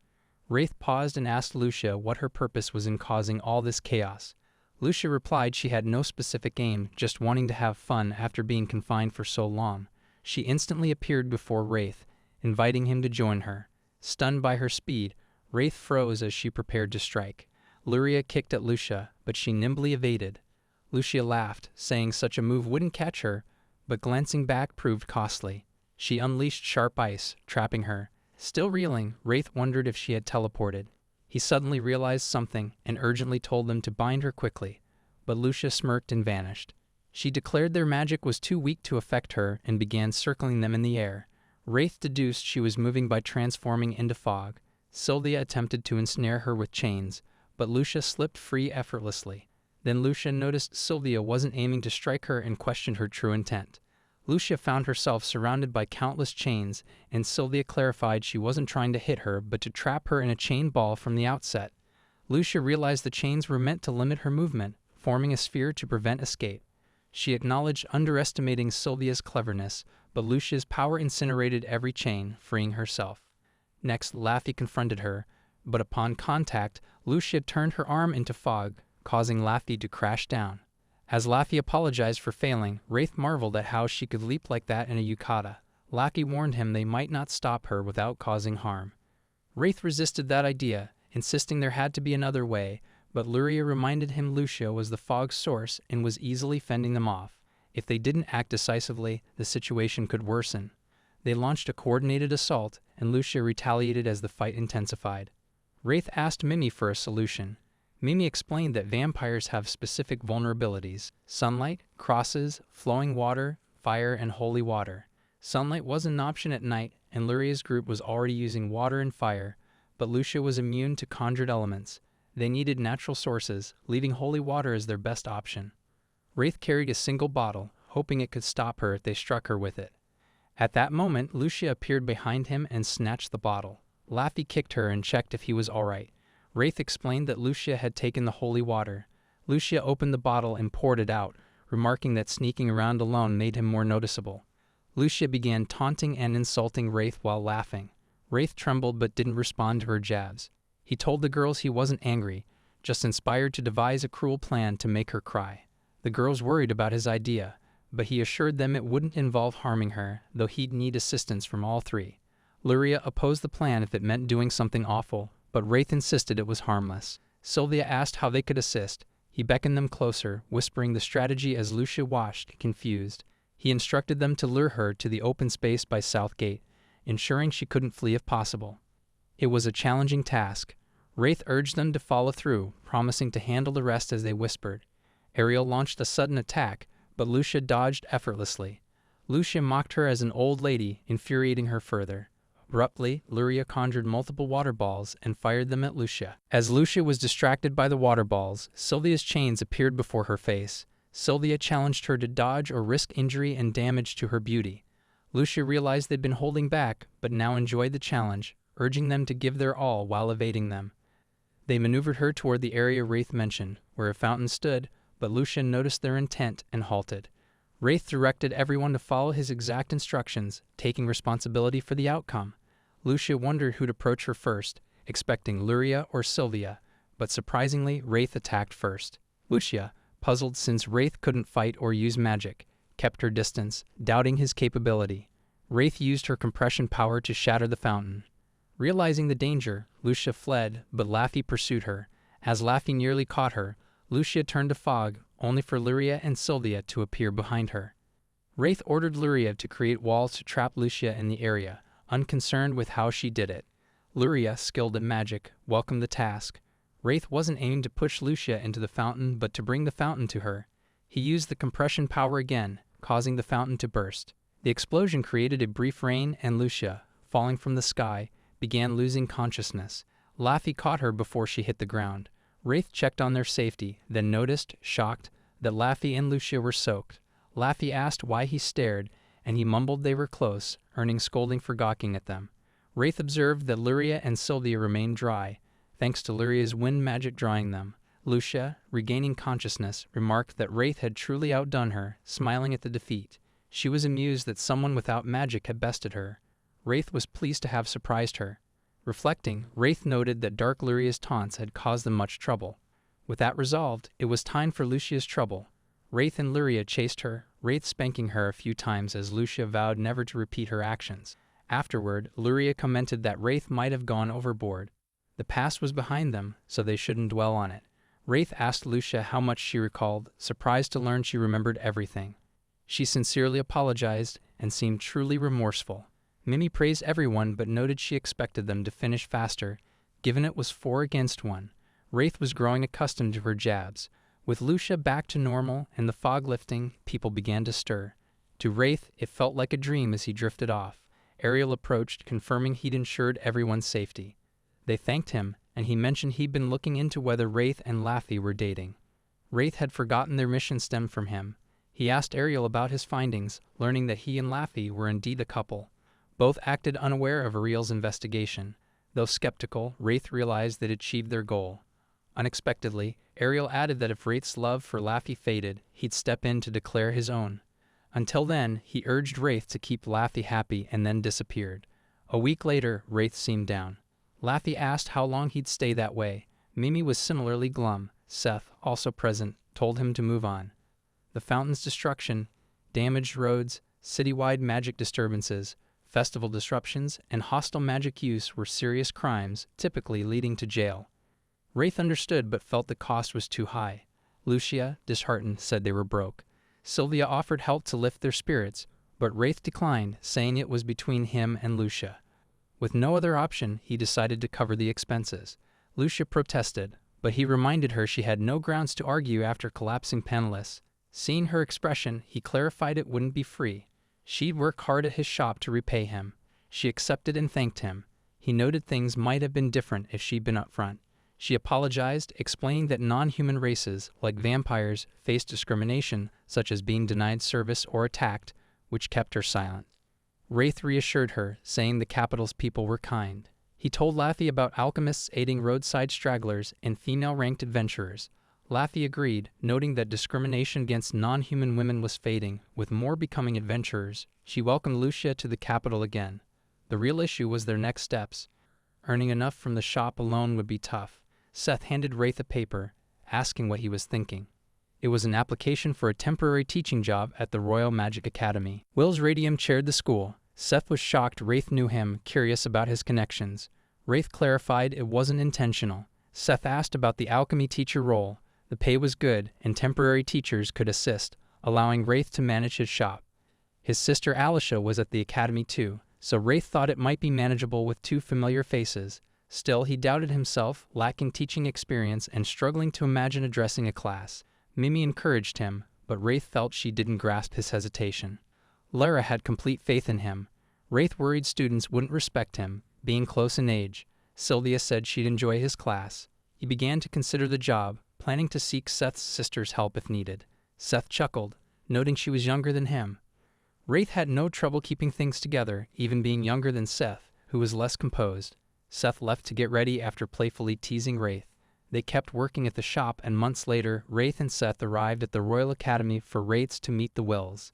At the door, Wraith hesitated, asking if meeting Wills was necessary, but Seth insisted since Wraith would work there. They knocked and entered Will's room, where Wills greeted Wraith politely, both exchanging forced smiles. Wills noted he'd heard much about Wraith since their last encounter. Wills then asked why Wraith chose their academy. Seeing Wraith's nervous expression, Wills thought he'd overstepped and apologized. Wraith wondered if Wills knew about the fountain he destroyed. Wills assured him that, regardless of reasons, they were thrilled to have an alchemist of his skill. He asked if Wraith had reviewed the documents.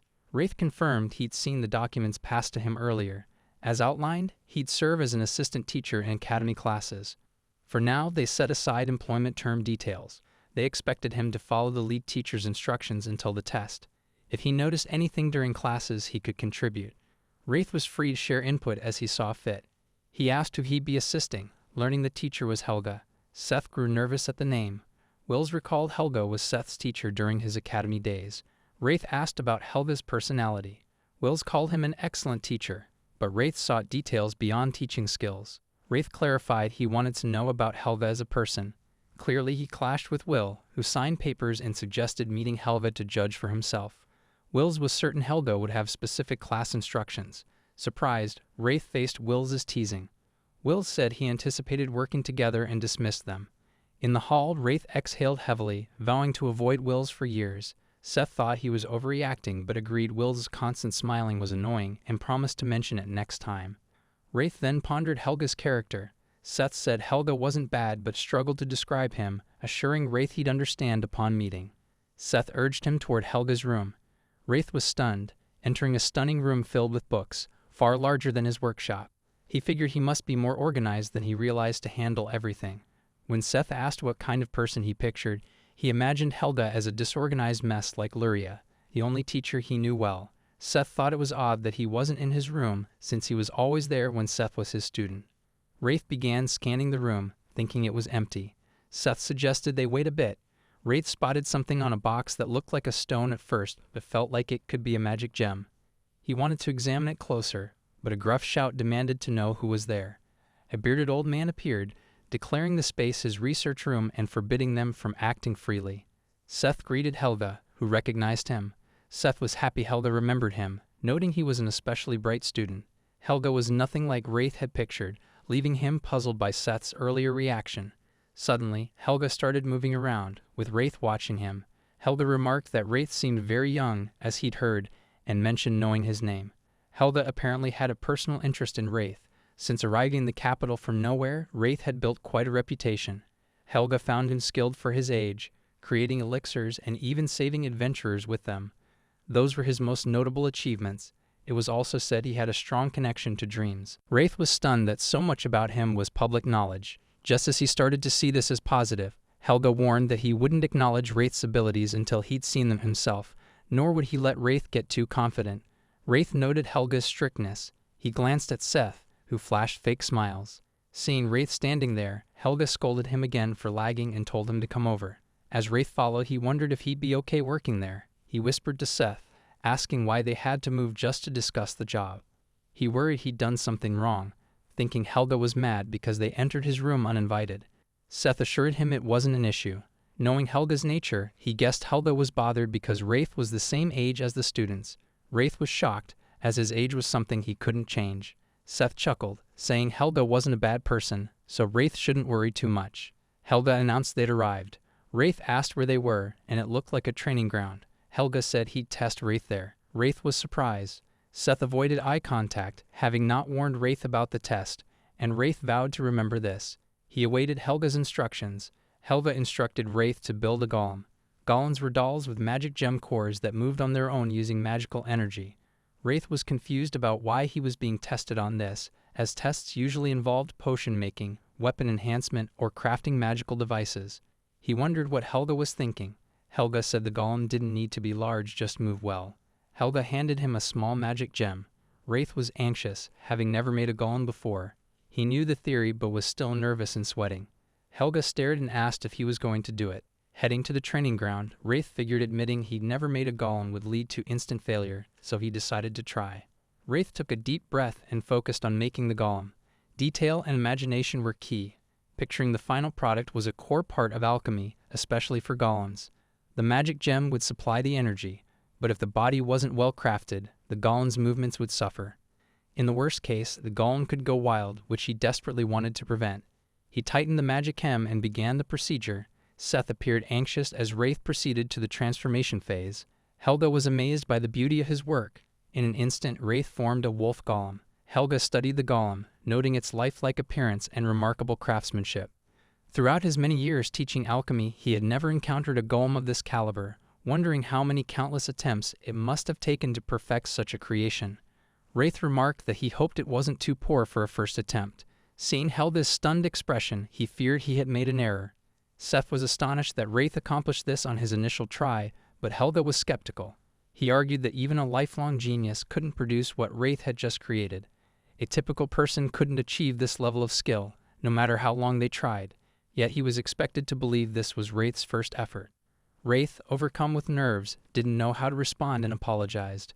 Back in Helga's room, they sat quietly as Helga seemed downcast, discussing how he managed it during the test.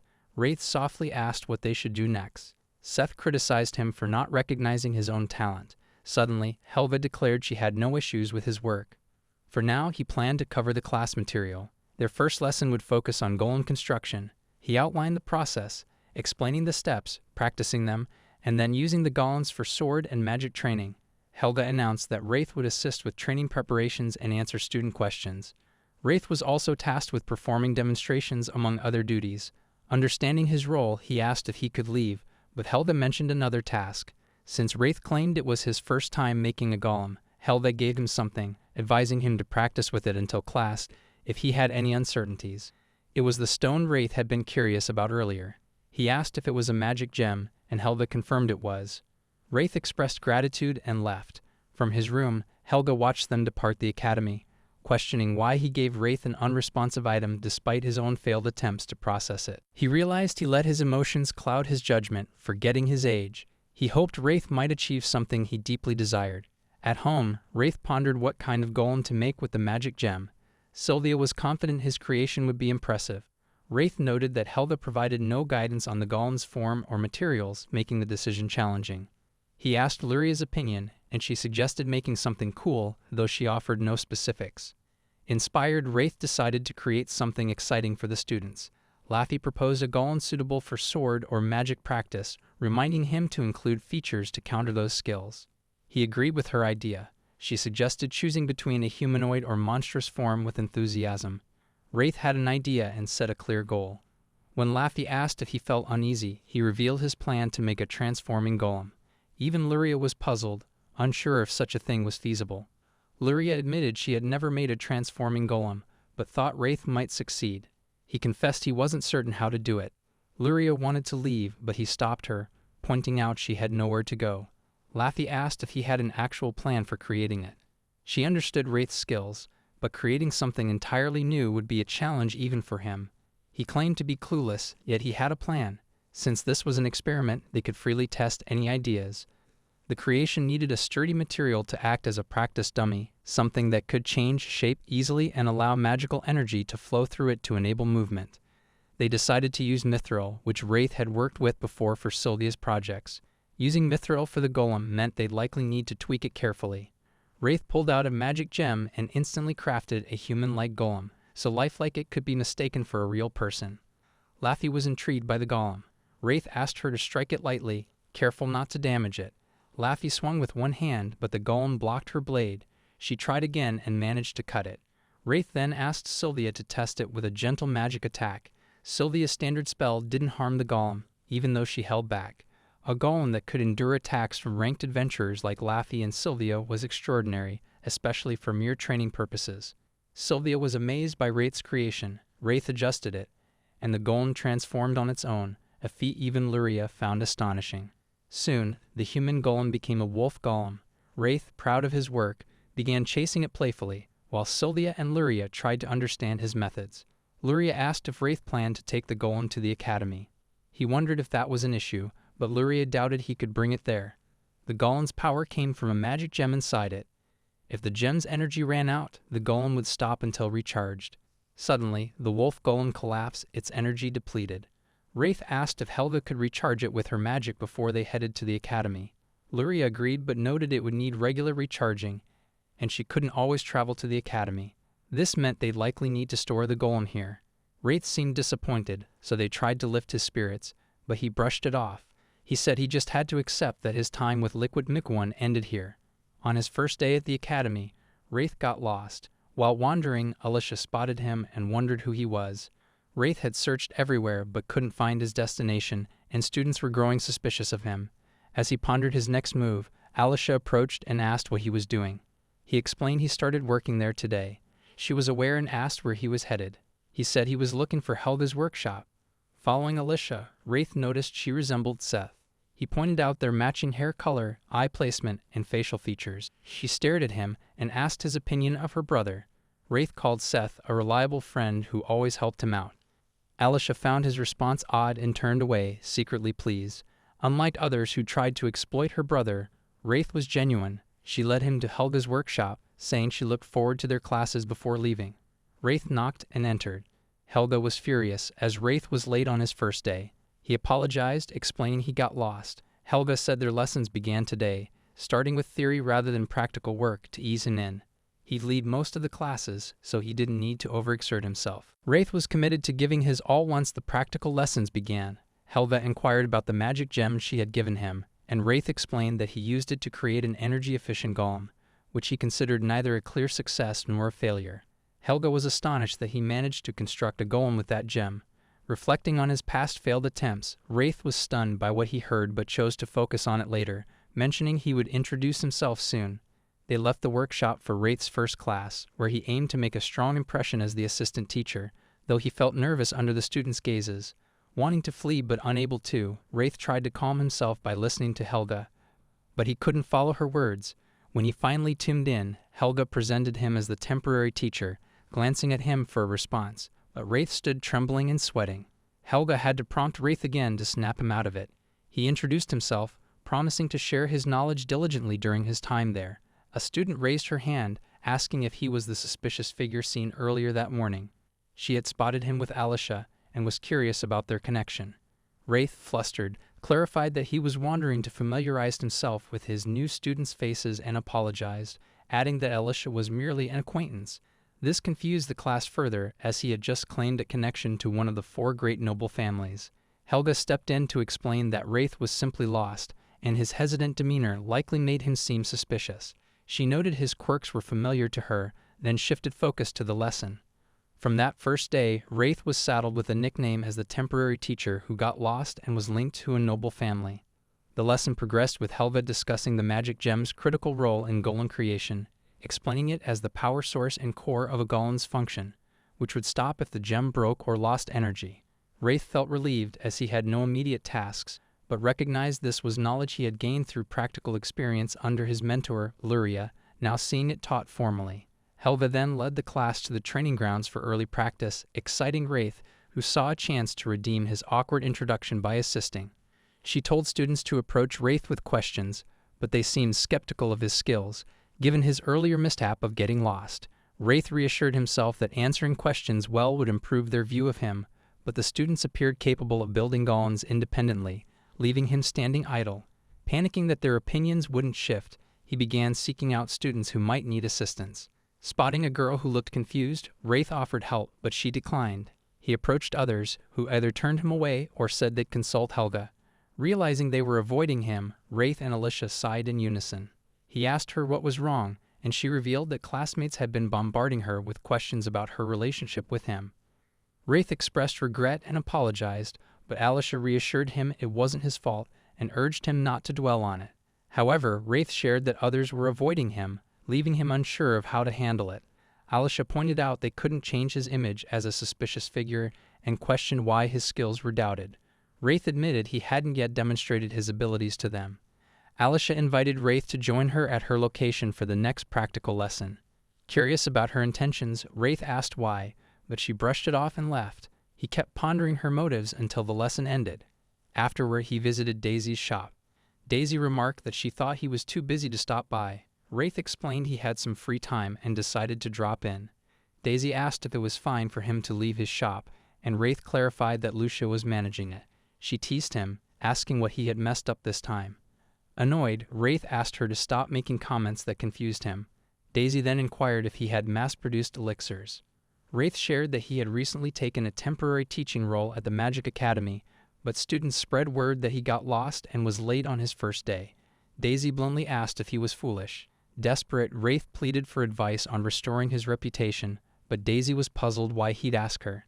Wraith noted that if he sought help from Luria, she'd hold it over him, whereas Daisy would give honest feedback immediately. She suggested he prove his worth as an alchemist to recover his reputation. Wraith realized he'd have to wait for the next practical lesson to do so. Wraith then asked Daisy how she'd been, noting he hadn't helped at her shop or taught her alchemy recently. She offered to show him her progress, as it would be quicker. They went to a room where Daisy used lamu, as she had when they first met, and crafted a medium-quality potion. Wraith was curious about her improvement since then. As Daisy began making a potion, he noticed her movements were much smoother, reflecting her hard work. After she finished, Wraith examined the potion and was amazed. It was high quality. He praised Daisy, noting that running her shop alone while improving her skills so much in under a year was remarkable. Blushing, Daisy said she might one day surpass him, and Wraith looked forward to that. Back at his shop, he found Luria sitting with a troubled expression. When asked, Luria explained that her mana flow felt off. Wraith inquired if something had happened, and she said there were no negative effects yet, but it felt like a small bone stuck in her throat. Concerned, he asked if she could investigate it further. Luria noted that the issue was subtle, barely noticeable to most mages, making it hard to examine. Wraith suggested they could overlook it for now if there were no adverse effects. Luria agreed and asked about his day at school. His expression alone revealed it hadn't gone well. Laffy and Sylvia arrived, shocked to see him so downcast. Luria explained she just asked about school, and he became upset. Laffy pressed for details, and Wraith admitted students were avoiding him. He elaborated that various incidents led to their distrust, and he was unsure what he'd done wrong. Frustrated, he impulsively decided to quit the job. As an assistant, his role was mainly to support Helga, and even in the worst case, that's all he'd need to do. He thought it was foolish to overthink, so he decided to just go along with things. Sylvia assured him he'd be okay. She pointed out that his mana flow had been odd recently. Wraith noted it wasn't causing any issues, so there was no need to worry about it. He checked in with Laffy about how she was doing, and she shared that, thanks to him, Ariel had become much calmer, making things quite peaceful. He was pleased to hear this. Laffy encouraged him to reach out if he needed any help. He thanked her and said he'd count on her when the time came. During dinner on the second day of practical lessons, Wraith noticed the students still ignored him, but he couldn't help but admire how creative they were with their golems. He wondered if their perspectives were simply different from his. For now he headed toward Alicia.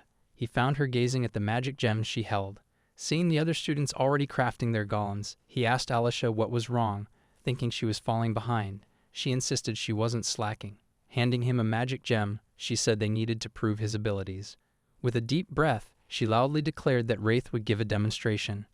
The students were eager to see what would happen, though they were skeptical of Wraith's skills. Wraith saw this as his opportunity to change their minds and told Alicia to trust him. He asked her to step back as he needed the space, while overhearing their critical remarks about him. In just seconds, Wraith crafted a stunning cat golem, astonishing everyone. The golem looked almost alive, with fur as realistic as a living animal's. The students began to question if their teacher had always been this skilled. Alicia, equally stunned, had heard from her brother about Wraith's extraordinary talents, but she hadn't imagined they were this impressive. The golem was so lifelike that it transcended being just a doll. It was like creating life itself. Normally, golems weren't expected to move much, which was fine for durability. However, crafting a golem with the intricate structure needed for movement was a rare skill.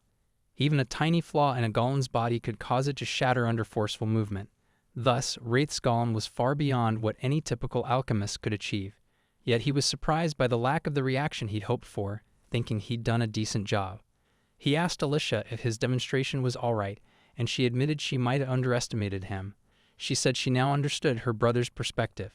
Confused, Wraith asked her to clarify, but her repeated explanations still left him puzzled, which shocked her more. Wraith didn't think much of his feat, which made her admire her brother even further. Later, a student with a flushed face approached Wraith, confusing him. After stuttering, she explained her golem's body had broken, and she didn't know how to fix it. Relieved it was just a class issue, Wraith suggested her problem was likely due to insufficient focus on compression. He advised her to concentrate more on that aspect when making her golem. She tried again and succeeded in creating a golem that didn't break. Since his demonstration for Alicia, students had been asking him questions constantly, though being called sensei felt a bit awkward. Helga then called them over, saying they were moving to the main part of the lesson, crafting golems as practice dummies, and asked if he could demonstrate again. Wraith efficiently used his time to craft a humanoid golem, drawing on his experience with Laffy and Sylvia. He simply needed to create one without transformation capabilities. By embedding a magic gem, he easily formed a detailed humanoid figure. The students' amazement at his golem-making skills remained consistent. Helga instructed Alicia to test the golem by attacking it with her magic. Alicia unleashed her wind magic on the golem, but it remained unscathed. The students were astonished that the golem showed no signs of damage. Alicia, the strongest among them in magic, was stunned as her attack had no effect. It was the first time her magic failed against a mere dirt golem. Visibly frustrated, Alicia glared at Wraith and questioned what was unusual about the golem. Confused, Wraith explained he had only made a standard golem. Alicia began reprimanding him publicly. As she scolded him, the students grew anxious that Helga might expect them to create similar golems. Helga overheard and calmed them, clarifying she didn't expect such advanced work from them. A week later, Wraith was puzzled to see students aggressively attacking their own golems with magic. The training ground resembled a battlefield. He stepped aside to avoid the chaos but noticed the golems broke easily. Though made of dirt, he had assumed they'd use metals or mithril for the test. Wraith questioned whether there was enough mithril for all the students. Suddenly, Wills appeared, startling Wraith, who reacted coolly. He asked why Wills was there, and Wills reminded him he was the school chairman. Wills said he was checking on his new employee and inquired about Wraith's progress. Wraith admitted things had been challenging. Wills had expected him to be thriving. Wraith gave a nervous laugh, saying he faced some hurdles but was working hard. Wills was pleased to hear this. He stared at Wraith's face briefly without explaining why. When Alicia called Wraith, he excused himself. Approaching Alicia, she noted he seemed uneasy talking to Wills. Wraith hadn't noticed his behavior, but Alicia said while he appeared calm, she could tell he was uncomfortable. This unnerved Wraith. Alicia explained that her experience as a member of the 4 great noble families gave her this insight, a skill learned unintentionally. Wraith was surprised, noting Seth lacked such perception. He wondered if Wills noticed his discomfort too. Alicia believed Wills likely did. Wraith decided not to conceal his feelings if Wills already knew. Alicia confirmed Wills and Wraith's acquaintance. Wraith clarified it was an unwanted, coincidental connection, but Alicia doubted Wills was someone met by chance. Wraith thanked Alicia, referring to her earlier request for a demonstration. That moment helped him gain the students' respect. Alicia said it was necessary and appreciated his effort. She hoped things would proceed smoothly unless issues arose. Wraith shared her hope for an uneventful next day. Wraith stood before the chairman's office, mustering courage to enter. Wills awaited him, sensing Wraith's curiosity about the summons. He told Wraith to relax, explaining he only needed a favor. Wills asked for help maintaining the school's property. Wraith sought clarification. Wills explained it was straightforward. The training grounds were damaged from recent alchemy lessons. He was correct. The grounds were in poor condition after the previous day's class. However, Wraith, hired as an alchemy assistant teacher, felt this extra work was beyond his duties. Just as he was about to decline, Wills mentioned he'd be paid, so he agreed to take on the task. Wills noted how fast he worked, and he shared that his efforts were all about creating a good learning space for the students. He was willing to do whatever it took to earn extra money, taking any additional pay he could get, and so he spent his days steadily maintaining the school's facilities. Lately, students had been bombarding him with questions and requests because the final test was scheduled for the next practical class. The students' inquiries were non-stop. Wraith chose to hold an after-school test prep session today to support them. He posted the announcement, but since it was last minute, he didn't expect a big turnout. To his surprise, the classroom was packed with students. He was impressed, and since he'd only been assisting with Helga's lessons, he hadn't led his own, which made him nervous. He instructed the students to each take a box and said he'd explain the next steps. Once everyone had their boxes, he told them to form the dirt inside into a ball. The students wondered if that was all, as it seemed simple. One thought he might check their work individually, but he clarified that was the day's task. They felt confident and thought they'd finish quickly. However, when they tried, they couldn't make it work. The dirt wouldn't budge. Wraith pointed out that they'd likely realized by now it wasn't ordinary dirt. It came from the southern continent, where magical energy was drained. Some soils in the world attract magical energy, while others push it away. That was the type of soil Wraith had chosen. He told them they could quit if they wanted. He'd also answer their questions so they could raise their hands. Many questions came up. Alicia said the dirt wouldn't move at all and questioned if it was possible. Acknowledging their skepticism, he decided to demonstrate and asked them to gather around. He swiftly shaped the dirt into a ball, and Alicia asked if there was a trick. He explained they could force more magic into it or be very precise. Since the dirt repels magic to some degree, it won't move as desired unless they push more magical energy into it, as he'd mentioned. He advised them to focus on each dirt particle if it was resisting their magic and they couldn't control it normally. It needed to be precise to overcome it. This exercise was to build their strength, not about technique, and only those who mastered alchemy basics would succeed. Alicia concentrated and finally got the dirt to shift slightly, but sustaining it was tough, and she doubted they could do it in one day. At the least, she felt shaping it was impossible. He wondered if he'd set the goal too high, and Alicia agreed. Wraith decided to simplify the task, telling them to focus on just making the dirt move. The special session ended, and everyone worked hard. It was late, but he still had to tend to the school's facilities. He suddenly spotted a paw print on the training ground. He wondered if it was from another lesson and if there were more marks. He decided to follow them in the next scene. Wraith returned from a tough day at work, greeted by Laffy, Lou, Rhymes, and Sylvia. Dinner was ready, and they were waiting for him. He thanked them and began eating. Laffy asked about school, and he said things were okay, mentioning the upcoming test and how he stayed late to answer student questions. Laffy, in a playful tone, called him a great teacher. Embarrassed, he couldn't respond. Luria teased him further, calling him sensei, as they began to bicker loudly.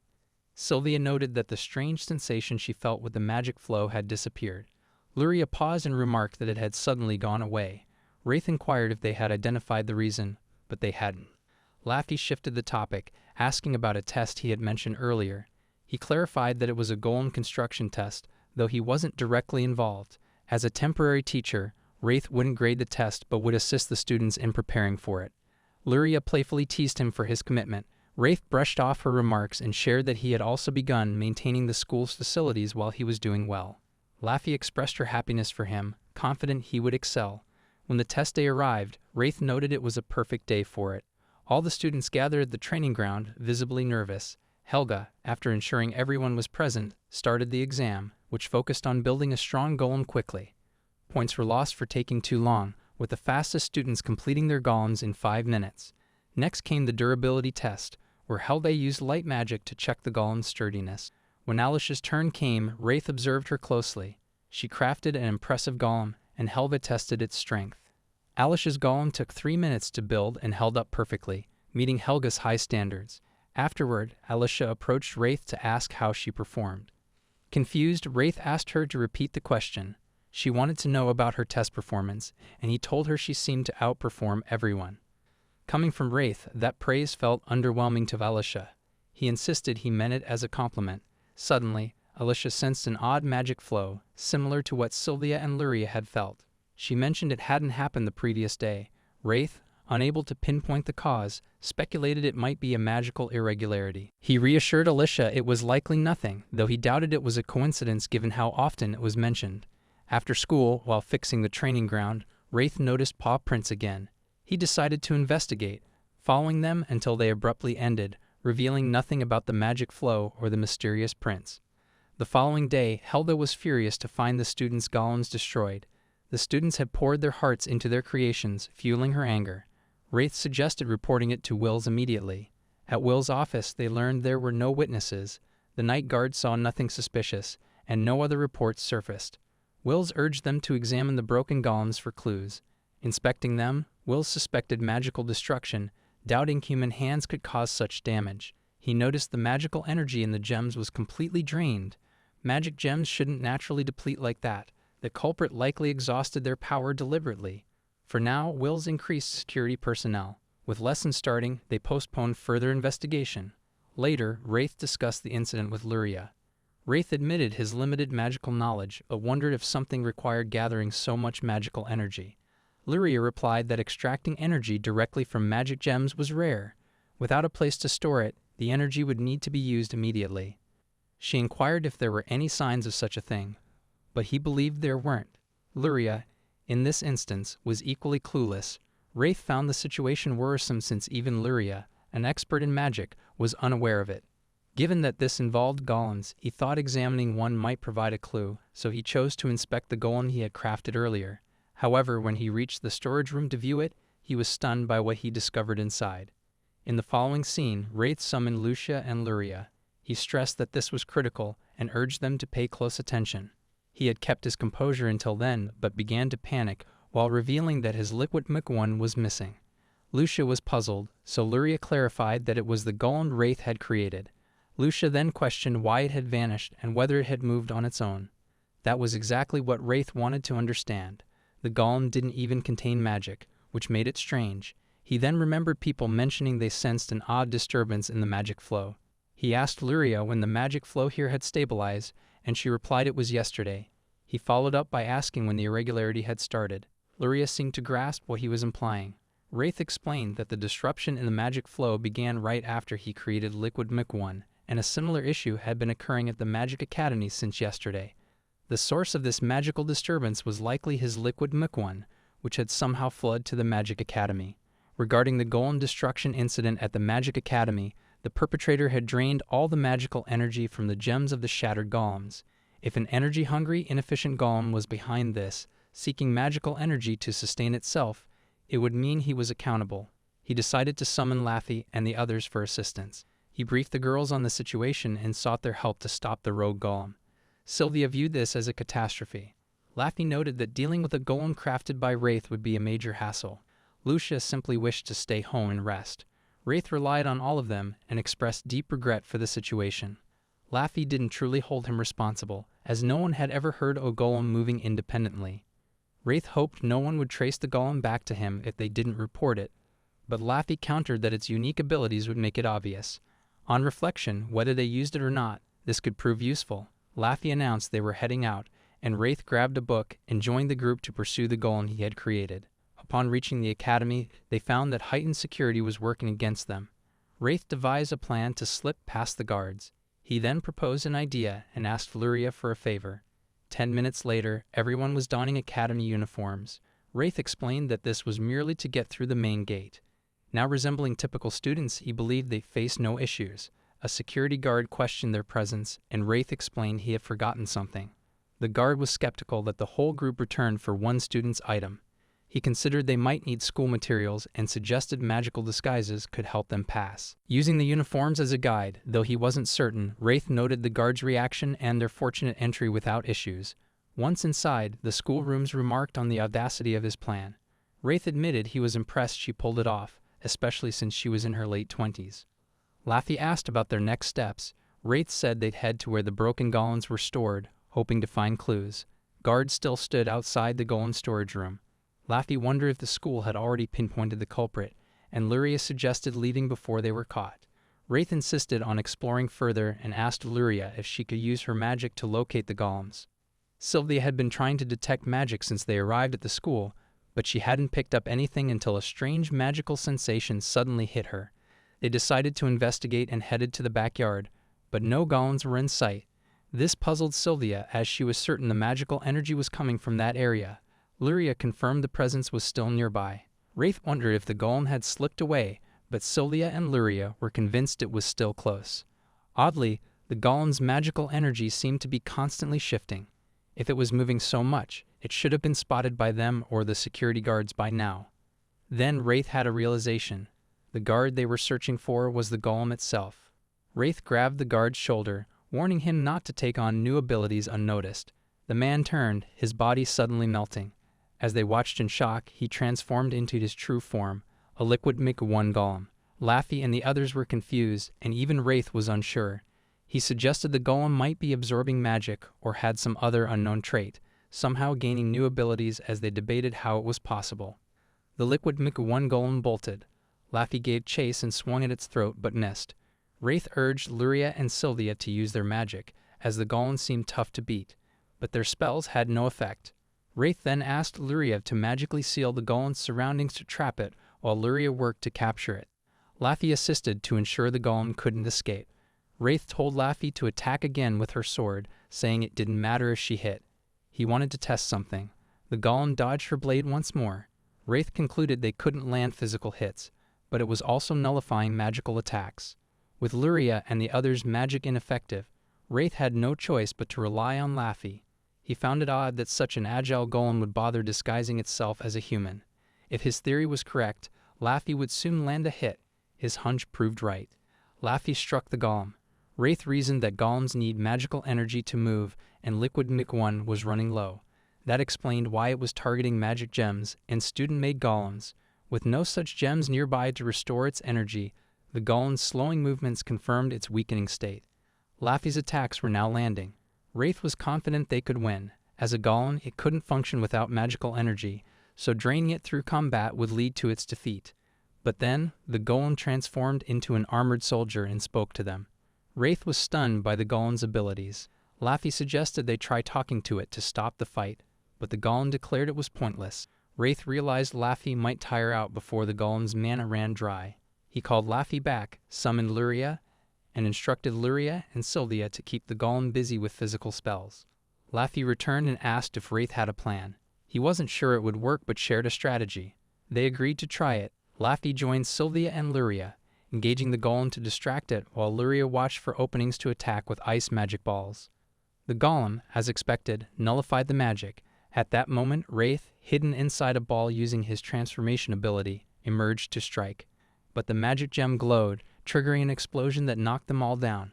The golem, now even larger, towered over them. Luria realized the strange mana flow was due to the golem absorbing magical energy from its environment. When Wraith inquired about this, she clarified that it could potentially replenish its own magical energy.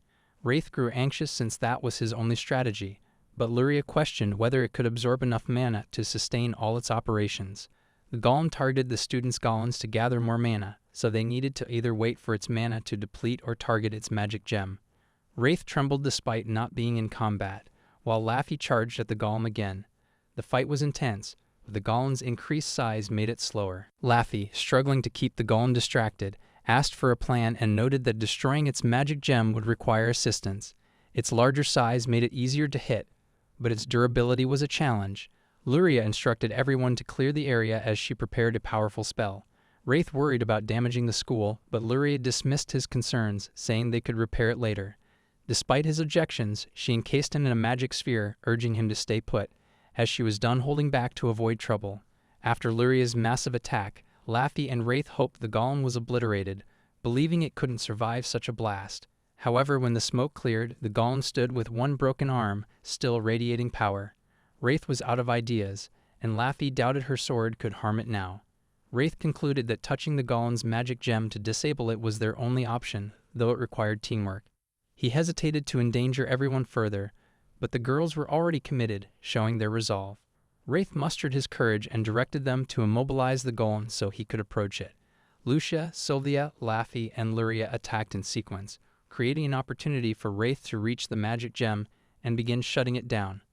The golem resisted by draining his mana, making the task difficult. Furious as the golem's creator, Wraith pushed harder and ultimately succeeded, causing the golem to collapse. Exhausted from the mana drain, he could barely stand. Though relieved, their troubles grew when Wills and the guards arrived. The next day, Wraith found himself in Helga's room, where Helga was apologizing.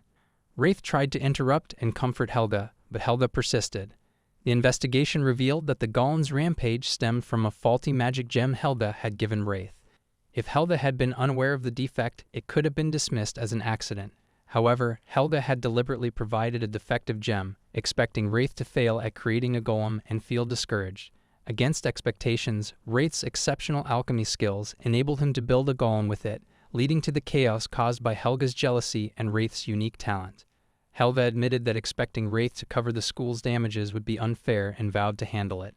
Wraith then visited Will's office, where Wills noted Helga's genuine remorse, calling him a good person. Wills assured Wraith he wouldn't be held responsible for the incident and praised his remarkable alchemical abilities. When Wills asked if Wraith wished to continue teaching, Wraith considered his friends and life outside work, politely declining the offer. Wills remained unsurprised, but made sure to tell him the door was always open for him. After exchanging a glance, Wraith began cleaning up the mess they had made. When she asked how things turned out, he explained there was an issue with the golem's magic gem, and no one held him responsible for the incident. He also mentioned that he had stopped teaching. Luria, taken aback, questioned if he thought he was cut out for teaching. She pointed out that his lack of friends might make it hard to support students with their issues. Wraith brushed it off, saying he had Laffy and others, and Luria expressed genuine happiness that he had found good people in the capital. When Wraith asked what she meant by her comment, Luria revealed it was time for her to leave. Initially confused, he asked where she was headed, and she clarified she was going somewhere outside the capital. Wraith was frustrated by her sudden announcements, but he knew that was just her nature. She playfully teased him, asking if he missed her, then grew serious, explaining she'd seen her disciple mature and felt ready to resume her travels. Wraith suggested throwing a farewell party, which delighted her, and she teased him again. 2 weeks after the Golem chaos, Mimi's farewell party took place, with Wraith preparing delicious food and setting a festive mood. Luria was handed a glass of champagne, and everyone toasted to the end of Wraith's teaching days and the beginning of Luria's new adventure, enjoying laughter, food, drinks, and fun. Hey, if you enjoyed the video, don't forget to hit that like button. It really helps the channel grow. And if you want more content like this, make sure to subscribe and turn on the bell so you never miss an upload. Thanks for watching.